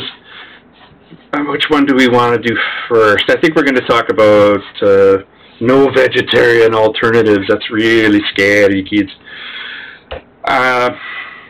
This is from the BBC. Go get a burger. I'll be right back. Okay. This is from the BBC News. Pork gelatin use in NHS vaccines disappointing. By the way, it's not NHS vaccines. It's actually made by companies.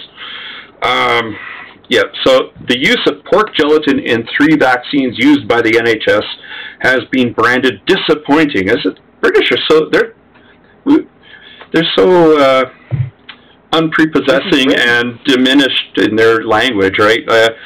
So disappointing by the Vegetarian Society, because because this is the most important thing about vaccines, apparently, that there's a vegetarian alternative.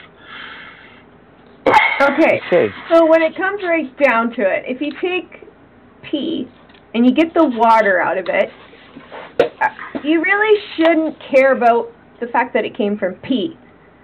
When it comes to these vaccines, nothing of the pork is in there. But you forget. Molecules have memory. So one little piece of molecule of urine. It wouldn't matter the source. But to them it matters, and it doesn't matter. That's true, boy. Just think of how much species we've ingested, eh? Yeah, I would say, water has memory, but it also has memory of our shit and, all the other horrible things that, since water's existed, basically, right? I look for starseed. That's all I want, just starseed. It's good. And totally run through a furnace. It's all good. Yeah. Yeah, so they're really upset that there's no vegetarian alternative. It's not halal either. So, my goodness. Again, like you said, it's purified and nothing of the, it's not like the flu vaccine is gelatin. Well, how do you do that anyway? Like, how do you make a molecule forget? They must have the answers for this somewhere. You wait till it's got Alzheimer's. Yes, dementia. Molecules. Then you 10 to the power of 23, so you don't get it yourself. What was that just saying? I forgot. Avogadro. I can't remember that word. I'm going to forget that tomorrow.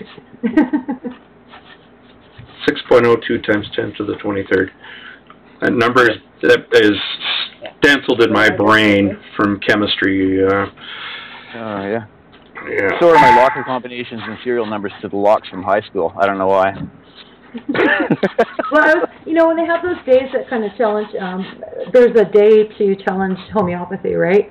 And they do things like the fake vodka test. And I don't understand why they don't hold it on October 23rd. I did the nitroglycerin homeopathic preparation of nitroglycerin. I should have blown up. Nothing happened. It's like a whole vial of it. Right? Yeah. What? Yeah. Nothing. Yeah. Sorry. Wow, you're lucky, man. Because any other day that could have been bad. Yeah. Yeah. But it regulated your heart rate and stuff too. Sometimes that happens. Homeopathy. Well, placebos are very effective among some populations. So, sorry, vegetarians. There's real shit happening. Go to the fucking doctor. Oh yeah, but be careful what doctor you go see. Okay, here this was published in the original in Toronto Sun has been taken down, but I found the same article in the Bow Valley Crag and Canyon. Everybody gets that, right? I mean, it's like the New York Times, right? Yeah. Right. Of course I get it. Yes, of course, right. Yes.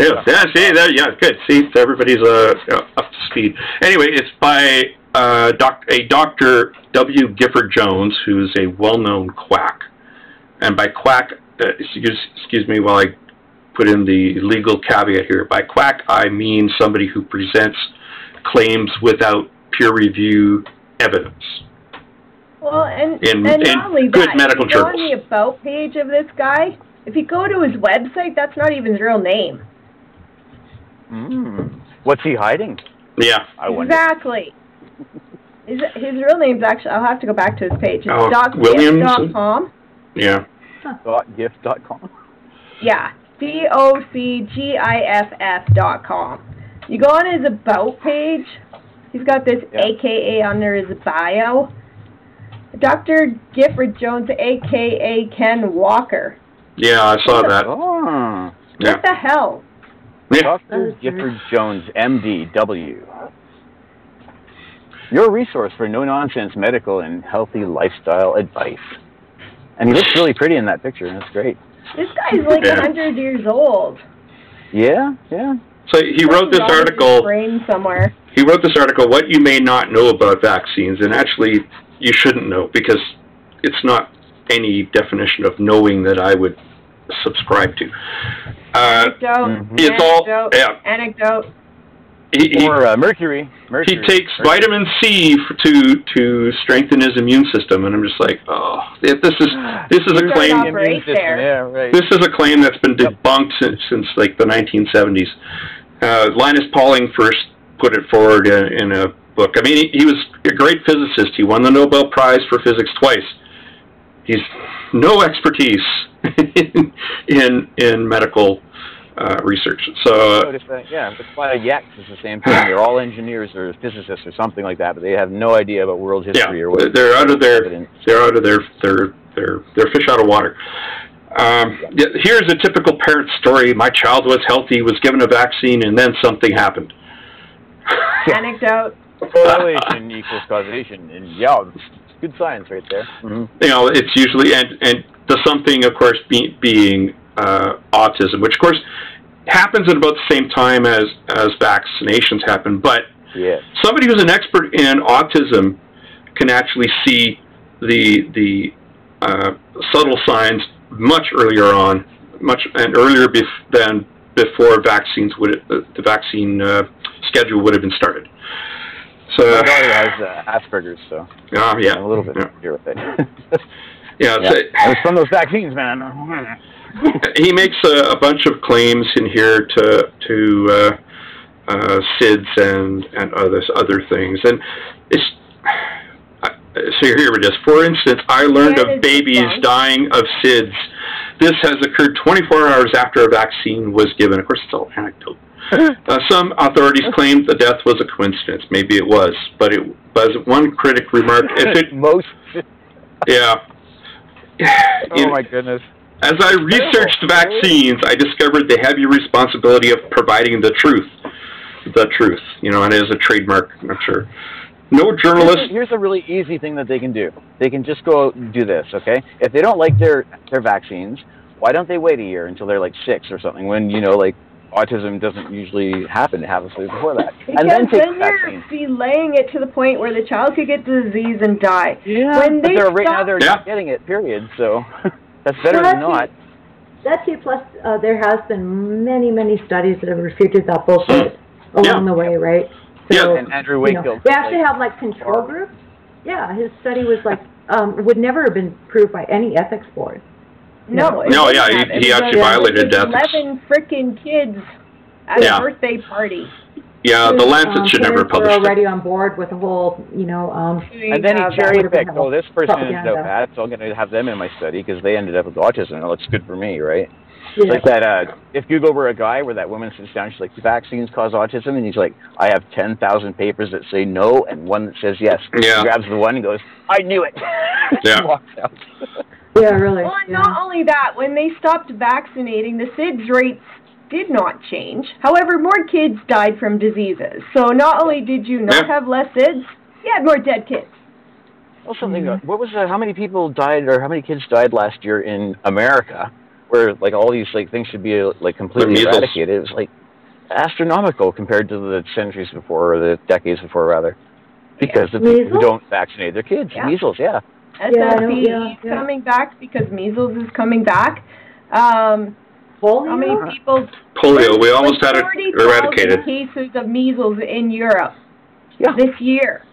Yeah. This year. Crazy. About how many died? About 40. So a certain percentage of people die, and then a certain percentage will now, 5 years from now, get SSPE. Mm-hmm. So 40,000 is crazy when it was almost zero not too long ago. Mm-hmm. Mm-hmm. Just like that. It's like all of a sudden we've got an epidemic happening. Yeah. Yeah, because our parents knew, and the parents in our generations have embraced a whole lot of super scientific bullshit.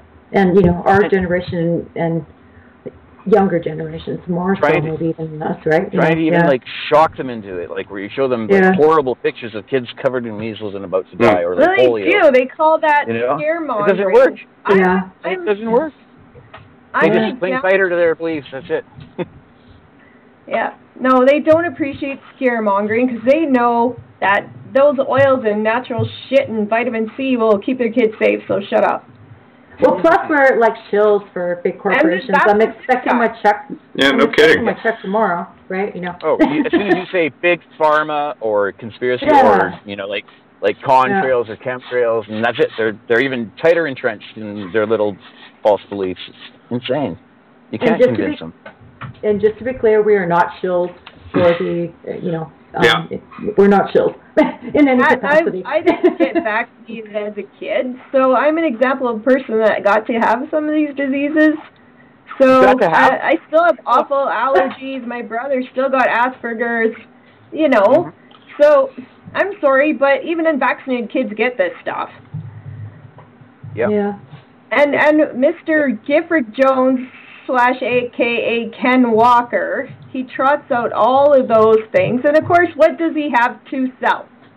He has naturopathic crap to sell. He has, on his website, he's got crap to sell you. He's scaring you into buying this crap he has for sale. Of course, and one of his books I'm actually really interested in that he wrote way back in 1969, on being a woman's guide to gynecology. I'm really curious about that now. Is there a men's guide to gynecology?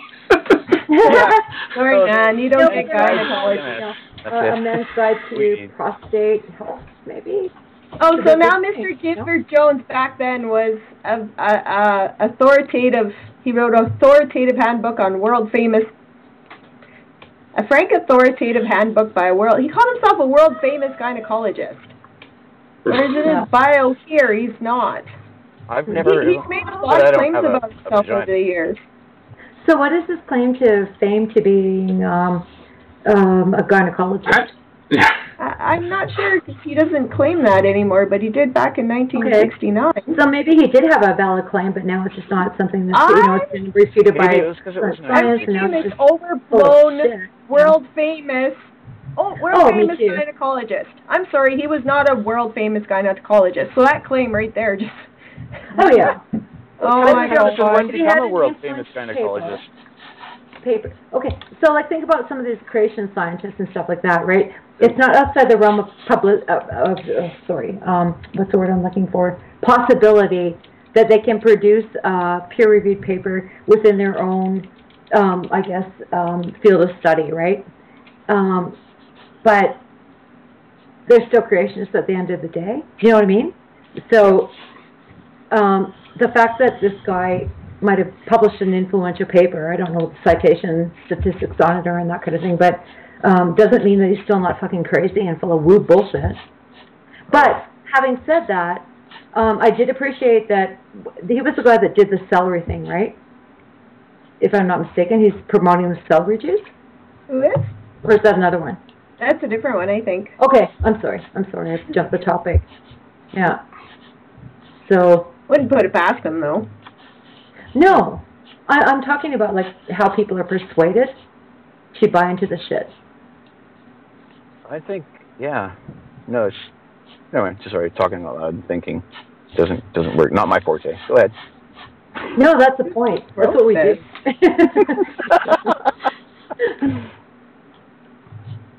Yeah, this guy's a syndicated columnist, right? So people actually read this as authoritative. Of course, you call yourself doctor. Yeah. I'm not sure what his medical bona fides are. Well, why does he have two names? That's yeah. interesting, too. Maybe because he's two people. Well, maybe because he thought what he was doing was he going to is? be controversial, so he created two, you know, like whatever's for... And that wouldn't be outside the realm of atheists. Atheists in our community, right? You know. Way back when, he used Gifford Jones. So when did this Ken Walker guy come up? I'm on the site right now, so... In I don't know. Where is this Ken 1969, Walker guy? Yeah, who is this Ken Walker? Ken Walker? W-A-L-K-E-R? Dr. Gifford Jones wrote books in the 60s, and now this is a.k.a. Ken Walker. What the heck is that? And then, of course, they have the usual natural products, and any claims made about specific products on this site have not been evaluated by United States Food and Drug Administration nor Health Canada. So he has that, are not intended to diagnose, treat, cure, or prevent disease. So he has that disclaimer on this website as well. That's typical of a quack. Yeah. So who is this guy? Yeah. Well, when I searched for the Walker name, the bio for Dr. Gifford Jones comes up. Yeah. A.K.A. Ken Walker. There we go. He's a graduate of university, blah, blah, blah. University of Toronto. He's Canadian? Yeah. Yes. That's why he has to mention Health Canada in his little disclaimer. Yeah. And then there's Along Dr. with Phil the and Dr. Oz. Those are good guys right there. They know what they're talking about, man. They do it on TV all the time. They don't flog any Television would never lie. Totally ethical. Yeah. During his medical training, he had been a family doctor, hotel doctor, ship surgeon. He's a fellow of the Royal College of Surgeons and an author of 7 books. There you have it. Well, yeah, I think that this is lessons to be taken, that even smart people can be indoctrinated into bullshit, and they can produce publications that are... Dr. Weil, Dr. Oz.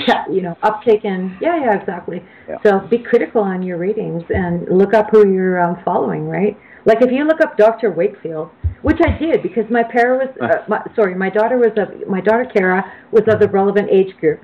My para? Anyway, she was of the relevant age group, right?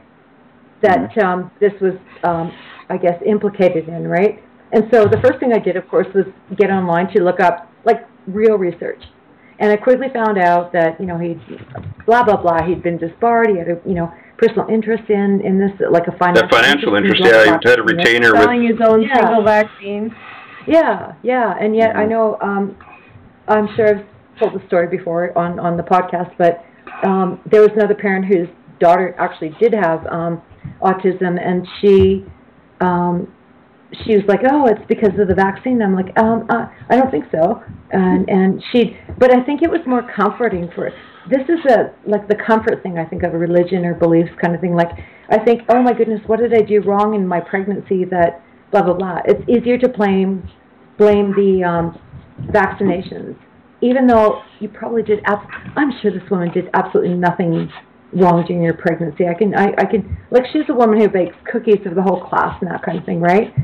Shit happens. Her daughter got autism. Genetics are complicated. Yeah. Shouldn't feel guilty about it. Well, I think if she hadn't had that source of blame, and there had been other alternatives presented to her, she might have taken a more holistic look at the whole issue, but she just wasn't buying it, you know? that Wakefield had actually, you know, like, sorry, she wasn't buying what I had to say as a skeptic, but she was certainly buying into the bullshit propaganda, you know? Yeah. Oh my God. Yeah. Easier. Yeah. It's easier to say, okay, this is what happened to my child. Now, maybe there's something I can do about it and give them all this quackery and, you know, these crazy enemas and detoxes, and, you know, some kids have died from these things. Yeah. They've killed their autistic children trying to cure them because they would rather believe something harmed their child than understand that this happens. You didn't do anything wrong. It's not their fault. Yeah, it's not their fault. Both of my kids have Tourette's. You don't see me searching for something to blame in the environment. I accept that.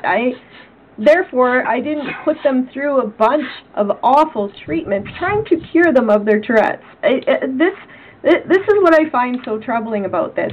Torturing these parents, selling them these cures, which never work. You don't have an example of an autistic kid cured by this enema or that detox, or that you don't. But you do have... It's a matter of math. Or chelation.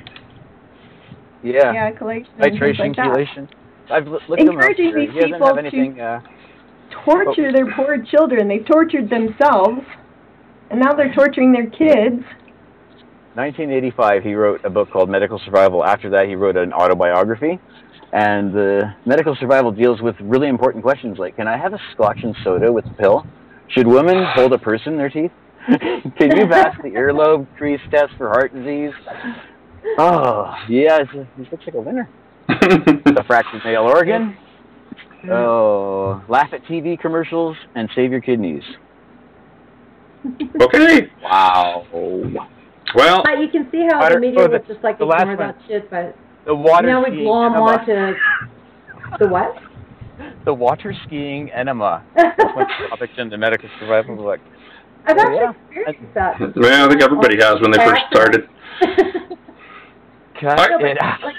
Like, I guess that, you know, the more prominent media would pick up on the more headlines that would seem actually, you know, because those headlines are ridiculous, so the media's going to ignore them. But then you get, oh, I've got this little bite of something that might actually be legit, and off they go with, you know, as though it's actually truth. Will lack of estrogen make you headlines, wrong? Right? It's all about advertising and headlines and money, basically. Manipulation, yeah, it's manipulation. Yeah. Anybody you see on a commercial is there to basically take your money. They want your money. Yeah. I still want to know who Ken Walker is. Same guy, a.k.a. Ken Walker. He wrote his book. Maybe Ken Walker started using this other guy's. I don't know. Like, what is that? Person on the same web page. Gifford Jones, and then in brackets, a.k.a. Ken Walker. What the hell? Yeah, what does immunology have to do with gynecology? Yeah. Like, even if he's an expert, he's not an immunologist. Yeah. Well, his books about those topics are from like 1969, 75. So they're not really relevant. Yeah. That's what I'm saying. Back in the day, he they're still not relevant. Legitimate points to bring to bear on the discussion, but we haven't read these to know. Well, even if we did, it's not for me anyway. I'm not a woman, so we've progressed much more in science to He needs to write a man's guide to gynecology. What's up? PMS. He needs to write a man's guide to gynecology. That would be very helpful. That one I would read. Specifically here. Well, that's a different. I could be a co-author. But anyway, I'm going to be a research participant. Let's move on. Let's move on. Is shady at best. Yes, he is. Yeah. He's got his disclaimer. But we're moving on. His claim to fame. We're moving on. The world's whatever gynecologist. We got a lot to go. We got a lot to go. Let's move on. Because big celery is coming to the rescue. Big celery. Okay. At least celery's cheap. What is the celery? Tell us. If people knew all the potent healing properties of celery juice, it would be widely hailed as a miraculous superfood.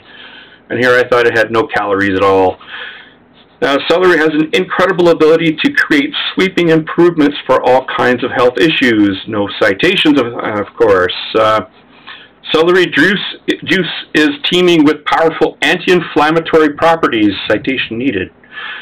This means it's highly beneficial for people who suffer from chronic and mystery illnesses. Mystery illness. Mystery illness. Is that like mystery meat? Including conditions labeled autoimmune.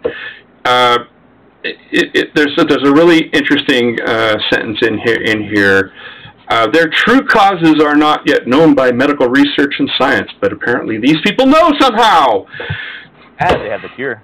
And they have the cure, celery. Because celery is able to starve pathogens, citation needed. Plus, it contains a multitude of undiscovered minerals. Here, you got to listen to this. You have to listen to this. So it's just stop. You got to listen to this.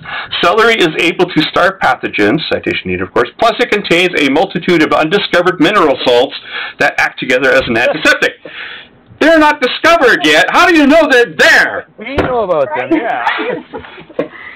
I can't believe I haven't seen that. Pathogens eat you. Pathogens eat you. So how is celery starving them? I mean, they don't sit in our digestive tract waiting for us to eat stuff. Pathogens eat us. They use us to reproduce. I mean, what the hell? Yeah. That's amazing. I can't believe I haven't heard of him yet. He knows it. He's got the answers, man. You got to hear. It gets even worse, okay? These subgroups of sodium bond together as one. Okay, sodium doesn't. There's only a few things that sodium. Yeah, whatever. Yeah, it's in celery. That molecule. It's specifically in celery. Hello. Or what? Not sodium by itself. Sodium is sodium. Sodium cation. Sodium. It's an element. Yeah, Na plus is to be specific. Okay. That's ionized sodium. The body, your body doesn't care where the sodium comes from.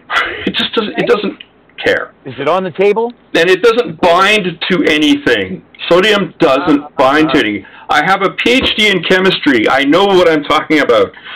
This sodium, it can bind to very few things, and I don't think too many of us have bismuthate, or I love this, urinate.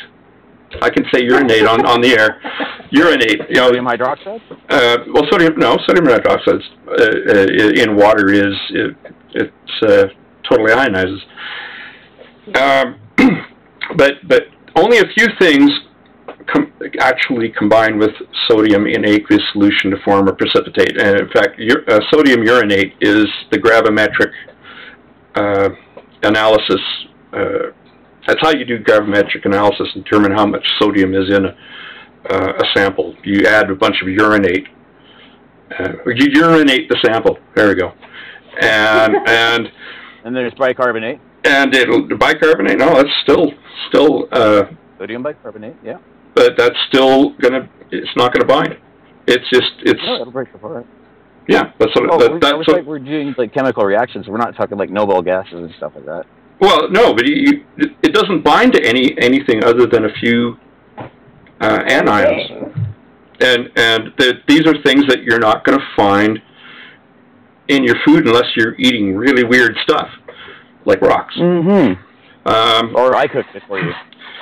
So these subgroups of sodium bond together as one, citation needed, and are infused with celery's other critical chemical compounds, citation needed, and information that's highly active in healing the body, citation needed. Science has not yet deconstructed or studied these cluster salts, citation needed, and if science hasn't done this, in what paradigm are you claiming these things exist? Other than pulling them out of your ass. Yeah. Eventually research will reveal that these cluster salts work symbiotically and systematically to flush out toxins. So in other words, this is all bullshit and you're admitting it. Yeah. It's all about the he said. And then the word salad, symbiotically. Seriously? I don't think that word means what he thinks it means. That's what it means what you think it is. You keep using that word. Neurotoxins, by the way, are created by viruses such as Epstein-Barr virus feeding on toxic heavy metals. What? How does a virus feed? Viruses don't feed. Don't forget AC/DC. AC/DC, of course, but that's more in the line of like electricity. We're not talking about that right now. So again, here we go. That apparently big celery is so far ahead of science. Here, medical science and research are not yet aware that viruses feed on certain fuel. They don't feed on anything. How does he know this? First of all, like, does he have a mass spectrometer in his living room? Well, no, that would be science. That would be science. How do you know what a virus is? It's DNA. It doesn't feed on anything. Or RNA. Other things to reproduce. It can't do it on its own. It doesn't eat anything. It tells your DNA to replicate that DNA instead, and then they... Hey, get out of here. I'm taking over now. And that's you get spliced into your DNA. If it doesn't kill you, it makes you weirder. Without other DNA, a virus... They don't feed on things. They don't have a mouth. Yeah, exactly. They don't feed. Have you really Stupid. Really close? Yes, I have actually. I have taken microbiology. I have looked very closely. Well, despite not knowing what the fuck these things are, they are critical for our bodies to function optimally. What the fuck? They keep your kidneys and adrenals functioning and raise your gut's hydrochloric acid so your body can break down and assimilate what you eat, while they balance your pH. System. How does it both balance your pH and raise your lower your pH by producing more hydrochloric acid? Again, citation needed, like several places in this. Your pH, and I will. You're dead. If that happens, you're dead. Yeah. Oh, here you go. The mineral salt specifically. The alkalinity in my body. The mineral salt specifically in celery, okay, only in celery, big celery again, right, are instrumental in the electricity that governs the body. The sodium channels. Sodium ion channels. There we go. He's right, man. Where's me? That's what a penis is for. It's for plugging into the wall. I'll show you sodium ion channels. What happened to the viruses? I like the virus. What the hell? Oh, yeah. Long it's dendrites. Thank you from the bottom of my accents and dendrites. Goodbye. It just goes on. The prevailing autoimmune theory is that the immune system is mistaking a part of the body for an invader and has begun attacking it, causing inflammation. This belief developed because by the 1950s, the medical world had become frustrated with not having an explanation for why conditions such as Hashimoto's, Graves, lupus, RA, Crohn's disease, celiac, ulcerative colitis, and multiple sclerosis were leaving people ailing or even crippled. Close observation of some patients' blood work revealed the presence of antibodies. Well, I hope so. If you don't have antibodies, you're kind of fucked. Doesn't know what a virus is. Doesn't know what an antibody is. Wow. Things out of the air and throw them in here. A theory took off. Something to do with. They make up the word theory sound like something that's pulled out of science ass. And it's totally. It's just a theory. It's like, no. Well, and I invoked that myself, like, I think last year, the time before, in our, talking about social justice, and it's just a theory, and I'm like, oh, no, you can't just say just a theory, because, but it is, like, theoretical as opposed to empirical, in a sense, right? There's empirical evidence brought to bear on things like, evolution. Term and exactly. Scientific term. Like, we have to think of something better than theories. That's or they have to stop using the word theory in, like, layman people.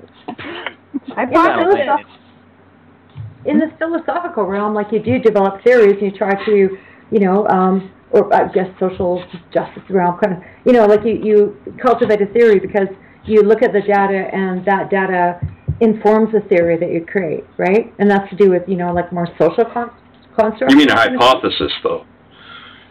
I do mean a hypothesis. Thank you. I also mean, even in academia, the word theory, I'm going to invoke this theory to explain this phenomenon, kind of thing, right? Yes, but a theory is a very well-tested explanation, and continues to be tested. Yeah, I agree. The word, not that the celery guy would care. Yeah, he thinks it's something pulled out of somebody's ass. Yeah. Balancing your body's pH. Oh man, just gets worse. Well, this guy's name is Anthony William, and he has a disclaimer right after this article. A very long one. The views of Anthony do not necessarily reflect the views of Anthony. It just goes on and on and on. Disclaimer. I like the direction for making the celery juice, but by the way, you have to Use a juicer? look at his book, Thyroid Healing and Liver Rescue. So he's selling books too. Of course. Yeah. Yeah. Because I was going to, you know, like I read it and I'm like, okay, I got to give the guy credit for, you know, because he's not really selling fucking bullshit. He's just getting out a recipe, but yeah, and but he's selling bullshit. Yeah, in his book. I find, you apparently know, it's a pretty lucrative business selling bullshit. Yeah. Oh yeah. Well, like, wow, you can like actually gain attention to selling your bullshit by merely posting a recipe for fucking celery juice, right? Yeah. Which is Food so and you can sell it, you know, as long as you don't buy into the, you know, celery can cure everything belief. There's nothing wrong with celery juice. I'm sure it's perfectly lovely. Except I don't. You gotta be kidding me. It's pretty safe. Yeah. They got to read his books too. They've got a picture of it here. It looks disgusting. It's like, I don't know. We've been talking about green cream. We've already given him more time than he deserves. Yeah, that's true. Yeah, that's true. But people criticism involved. You know, you got to call out idiots. Yeah, you're supposed to. Take 10 criticism minutes or an hour. Just like, you know. But like, if you don't go in and like be critical about everything, that's not what criticism is. Criticism is like taking a look at it from the outside and seeing if it's what it says and claims is true. Not rocket appliances, people. Come on. Yeah. But yeah, we have to say something because these people are all over the place, and people, you know, just don't know how to think critically. And say something. How we know what we know? They don't understand this. No. We don't just. They don't even know what a virus is. I know. But he says the Epstein-Barr virus causes. If you read the end, Epstein-Barr virus causes everything, apparently. Mm-hmm. It's got a hard-on for like it. Short change and like food going bad in your fridge and like the will not be. He also talks about leaky gut syndrome, which comes out of Wakefield stuff. And Meniere's. And of course, there is no such thing as leaky gut syndrome. Like, it doesn't exist. Are you sure? Unless, of course, you've taken a knife to the gut, and then your gut's leaking, right? But very profusely. That's a little different. It's not a medical condition, or it's not a normal physiological condition. Well, just by virtue of very the name, invasive. it doesn't sound like very scientific to me. I could see where maybe you have a compromise in your intestine or something like that could actually, I see what you mean about the recipe. I love that. Ingredients: 1 bunch celery. Right. Oh wow! Couldn't come up with that on my own. Don't forget the freaking celery in the celery juice, okay? Rinse celery and put it through a juicer. Well, if it's seriously fermented, so it's got a lot of alcohol, and I might just try it. Yeah. I'm sorry, but it's critical, yeah. Oh, I tell you. He has a whole section on supplements too. Of course. So he sells that those. He sells. Yes, that he sells. He's got a lot to sell you. He'll give you a free celery recipe, but oh my God, he's so smart. You got to buy his supplements too. Oh yeah, he's real smart. Supplement is celery. That's a hook, right? That's a hook. Yeah. Yeah. And it's a little worm on a hook. Use organic celery. Only organic celery. Organic celery. Yeah, and that is grown that by too. organic cows. Did you know? the inorganic stuff's not very good. No. All right. Do we want to talk about the last one, the opinion piece in the New York Times? Yeah. Do you want to talk about it? I'll be right back. This is by George Yancey, and it begins #I am sexist. It's time that we men... Right off the hook. You know where this is going, right? It's time that we men take responsibility for our role in the problem of violence against women. Men, listen up.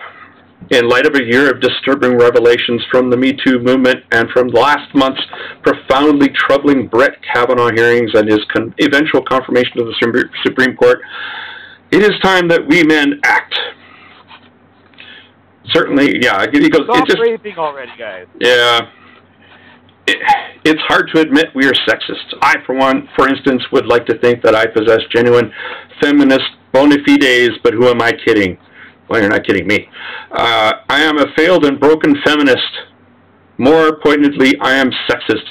This is a guy self-flagellating, prostrating himself on the altar of feminism. He's a virtue signaler of epic proportions. I mean, this is just... I'm going to play something that Gad Saad had to say about this at the end. But it's all full of blank slateism.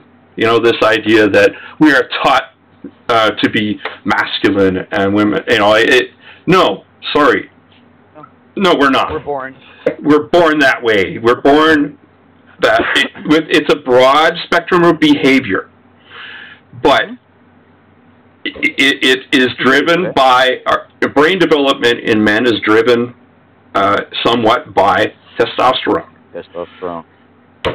There's tons of papers in the literature on the different behaviors between men and women that are cross-cultural, cross-time period. Studied that just last semester. Yeah. Yeah. But you can't say it because you're sexist. No, we're not. The problem isn't in admitting these differences exist. The problem is saying that they are hard and hard divisions. They're not. We're talking about spectrum of behaviors that overlap. We can tell the difference between a man and a woman's brain using high-resolution MRI with very high specificity, but the differences are far outnumbered by the similarities. But those differences still exist. And masculinity, traits such as competition, tests of physical prowess, taking control of situations, these tend to be masculine traits for a reason, because we are in competition for mates. And that is women actually are in competition in their own way, but it's very different. Yep. So you're not immune to this either, ladies. Excuse the term. But I'm being all sexist. masculinity is toxic. But because it's learned, because it's all learned. No, social constructivism is blank slateism. Blank slate, the tabula rasa has been destroyed decades ago, but it still survives in some fields that are, and this is postmodernism is when it gets applied to this, just creates, that's the toxic mixture. That is what's toxic. This idea that everything's socially constructed. I can't think of a single thing that is purely socially constructed. You notice that it comes out of social sciences, that a lot of these theories, hypotheses come out of social sciences. Like the kind of really... Well, some of them are just downright fly in the face of what we know of human biology. Well, there's that school of, postmodern. Sorry, I just got back. So, where reality is subjective, right? Yeah. And there's degrees to which that is true. That is true, but it is not like all encompassing. Yeah. Well, if you take it to a certain extreme, Yeah, but that's the problem. That is the problem. A round peg into a square hole and saying it's a perfect fit. Yeah. Well, if ever it is that their own version of reality, then reality doesn't even matter. But we have this collective understanding of what reality is, and it may not be true. We will, probably never know that, but. Well, we can establish what's reality by comparing experiences, right? Or, I don't know. I think more, empirical tests and that kind of thing, right? Yeah. Well, that's all I'm interested in. Experience. Well, we've had this discussion before. Yeah. Like experiences, anecdotal evidence might be so pervasive to enact the case for an investigation from a sociological perspective. You've got enough anecdotal stuff, then you've got actually a body of evidence, right? And you the plural of anecdote is data, right? Yeah. Pretty much, yeah. Well, that's the thing, though. You're using it as a surrogate measure for an objective thing. For people who have seen aliens, because there's a lot of people who have seen aliens, but if people have experienced certain social injustices, and they all come together and they have those narratives and those experiences, and it's time we study this stuff, right? Yes. Yeah, empirically. Yeah. Yeah. Then it does become points of data, those anecdotal... no, it doesn't. You turn it into a study. You have to turn it into a study. I completely reject that. You have to, create an empirical... You need a metric. You need to develop a metric. You need to test that metric before you use it. Yeah, that's the thing. You need to develop an empirical question that can be... you need to develop the type of research, exactly, that can be empirically investigated. Right? Yes. You can't just be pulling shit out of your ass. Which is what a lot of cleans up your these departments are doing now. Here's a paragraph that you're going to just love this. If you are a woman reading this, I have failed you. Through my silence and an uninterrogated collective misogyny, I have failed you. I have helped and continue to help perpetuate sexism. I know about how we hold on to forms of power that dehumanize you only to elevate our sense of masculinity. I recognize my silence as an act of violence. Yeah. For this, I sincerely apologize. Yeah, you know what? Tomorrow and tomorrow creeps in this petty case. Maybe that man feels that way about himself, but I don't feel that way about my father, about my many male friends. I don't have any brothers, but I have, a lot of male friends and really good influences in my life. Oh, that's your internalized misogyny coming to the fore. Come on. No, I totally get it. You're just buying into toxic masculinity. Yeah, Stockholm syndrome. Stockholm, definitely.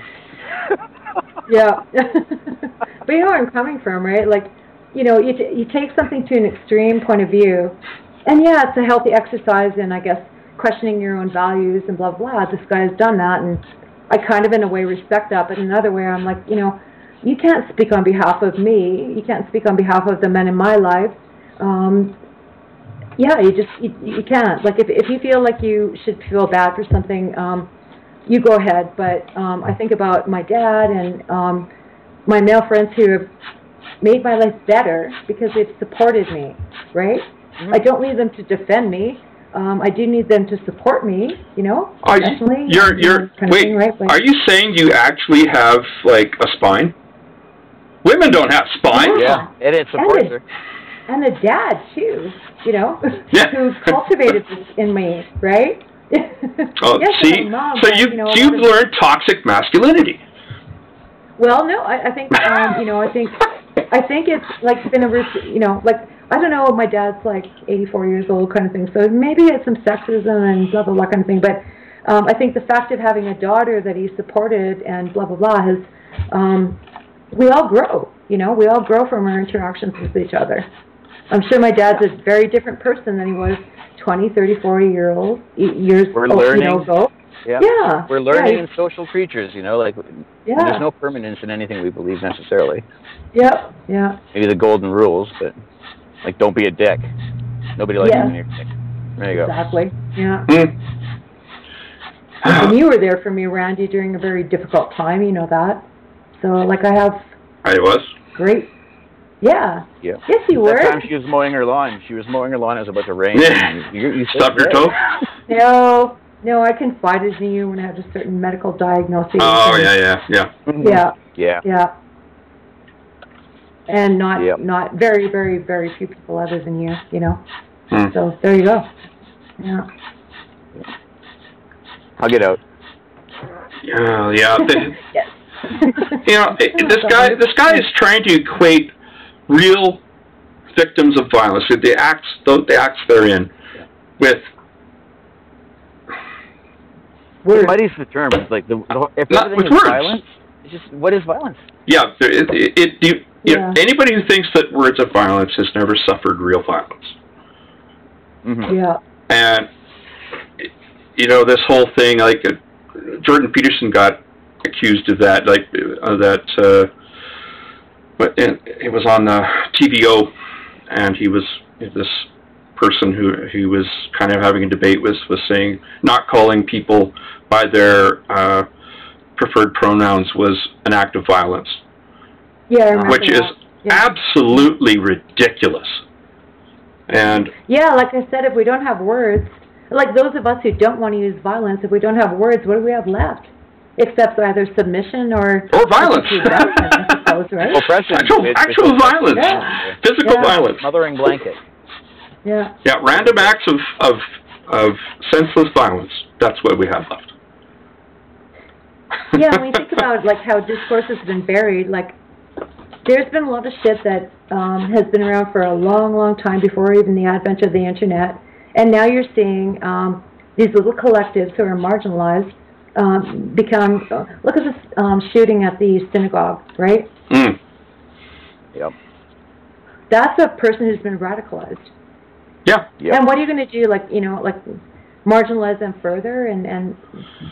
The more that people don't have a voice, the more they're going to be fucking radicalized. Absolutely right. The harder you look, the more differences between people you're going to find until you have categorized everybody into about 7 billion different groups. Yeah, by not having these things, by not having these things brought out into the sun, Trump is not a cause. Trump is a symptom. Maybe. Yeah. He is a symptom. Yep. And he is a symptom of people being marginalized. Whether it's right or wrong. A whole bunch of shit brewing under the surface. Exactly, and it popped up like mushrooms. And then all of a sudden it was okay to act out on it. Yeah. But people are saying now, we got to push that back down again. I'm like, whoa, no. That's just going to make the problem worse. Yeah, it'll make the problem go away temporarily. But when it comes back, when it bubbles back to the surface, it's going to be incredibly violent. Censorship is going to make it explode. Yeah. So nobody's going to feel like they're being heard. Exactly. So I was thinking, like, or they're being told that they're just evil people. Dog whistles, and apparently one of the dog whistles, if you say the word I want civil discourse, that's a dog whistle for the right, apparently. Like, come on, really? Yeah, amazing, isn't it? Holy fuck. What has become code? And regressive left, that was a term coined by Majid Nawaz, right? Yeah. Like, that's not a dog whistle. I'm sorry, he's not a white supremacist. Yeah, it's just amazing. Well, ridiculous. Well, don't forget, to them, the center looks very right, because they're so far left that the center has like people in the center are now seen as being right wing. That's ridiculous. That's how far the left has moved to the left. And who's that? She's a black woman, but she's a conservative. She's quite young, and frankly, I think she's a bit of a stupid person, but she's actually being called a white supremacist because she's a Republican. I can't remember her name. Yeah. So I know it's in the White House? I don't know. You mean like getting interviewed or whatever? I'm not sure, but she had a position in the White House. Plus, she was on Trump's show. I don't know. Fired people. Oh, I never. I don't know if that's her. Yeah, I think she kind of, her story is that she, converted from the progressive left onto, I should say, SJW to conservative, right? Yeah. One extreme to the other again. What? Yeah. I'm sorry, I can't remember her name. But lots of people in our audience will know who I'm talking about, I'm sure. It's kind of like Sinead. First she was like Mother What, and now she's... like, these people can't seem to... You know what the difference between a social justice warrior and a social activist is? Well, a social justice warrior... Somebody who's a social activist to me is somebody who has reasonable views on change rather than social justice warriors that are absolutely oppressive. They'll look at your storefront and go, hey, you don't have a wheelchair access ramp. Let's build one. Yeah. Social justice warriors will bitch about it. Burn the damn store down. Yeah. That's actually the way I differentiate between social justice advocates and social justice warriors. It's the same way. That's the same test that I use. Is this person's demand? Well, that's the other thing. Social justice warriors make demands. They aren't interested in discourse. They aren't interested in discussing change. They just want it their way, as if there are no unintended consequences that are glaringly obvious at times if they get their way. And I would like to bring up, because I had a discussion with somebody online about this, and that person kind of conflated social justice warriors with the regressive left. And I know there's a huge lot of overlap there, but the regressive left was a particular term coined by Maajid Nawaz, because it's to do with that. Like, maybe it's a subset of social justice kind of thing, or maybe it's just like... Well, it had to do with creating cover for Islamism. And I think it should be broadened to include the term regressive left. I think it should be broadened for those who would turn back the clock on freedom of speech. Well, that's definitely an overlap there for sure. I would say that is regressive, because it's regressive. They're the ones that are going on about fucking man-spreading on the bus, and I don't give a rat's ass about that. For fuck's sake! It's a non-issue. I have testicles. I have to spread my legs sometimes. And women with their purses, okay? Excuse me, are you mansplaining to me? Are you mansplaining? Now you're femsplaining back, right? Yeah. Yep. I just want to play this. This one thing that Gad said is just the last little bit. You can go watch his video on YouTube. He talks about this New York Times op-ed opinion piece. Just play it here. Okay.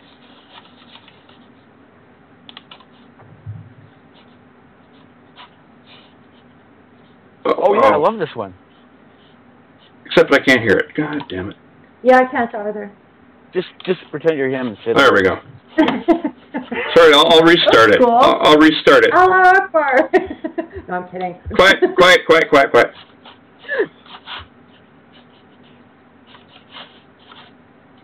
I was at the restaurant the other day, and I ordered carrots and peas. Peas are my favorite. Yes. But they brought me a steak instead. That was what he was saying, I'm pretty sure. Can you can't hear it? You're not getting sound. I can't hear nothing. Oh, okay. Yeah, I think everybody else is, but I'll see. I think I know why. Let me just change something here. I don't know why she swallowed a fly. Okay. Perhaps she'll die. I got sick of losing all my lighters. I put Velcro on all of them, and I stick them to the roof of my car now. Okay, I'm just about to play here, so fun. Okay. Here we go.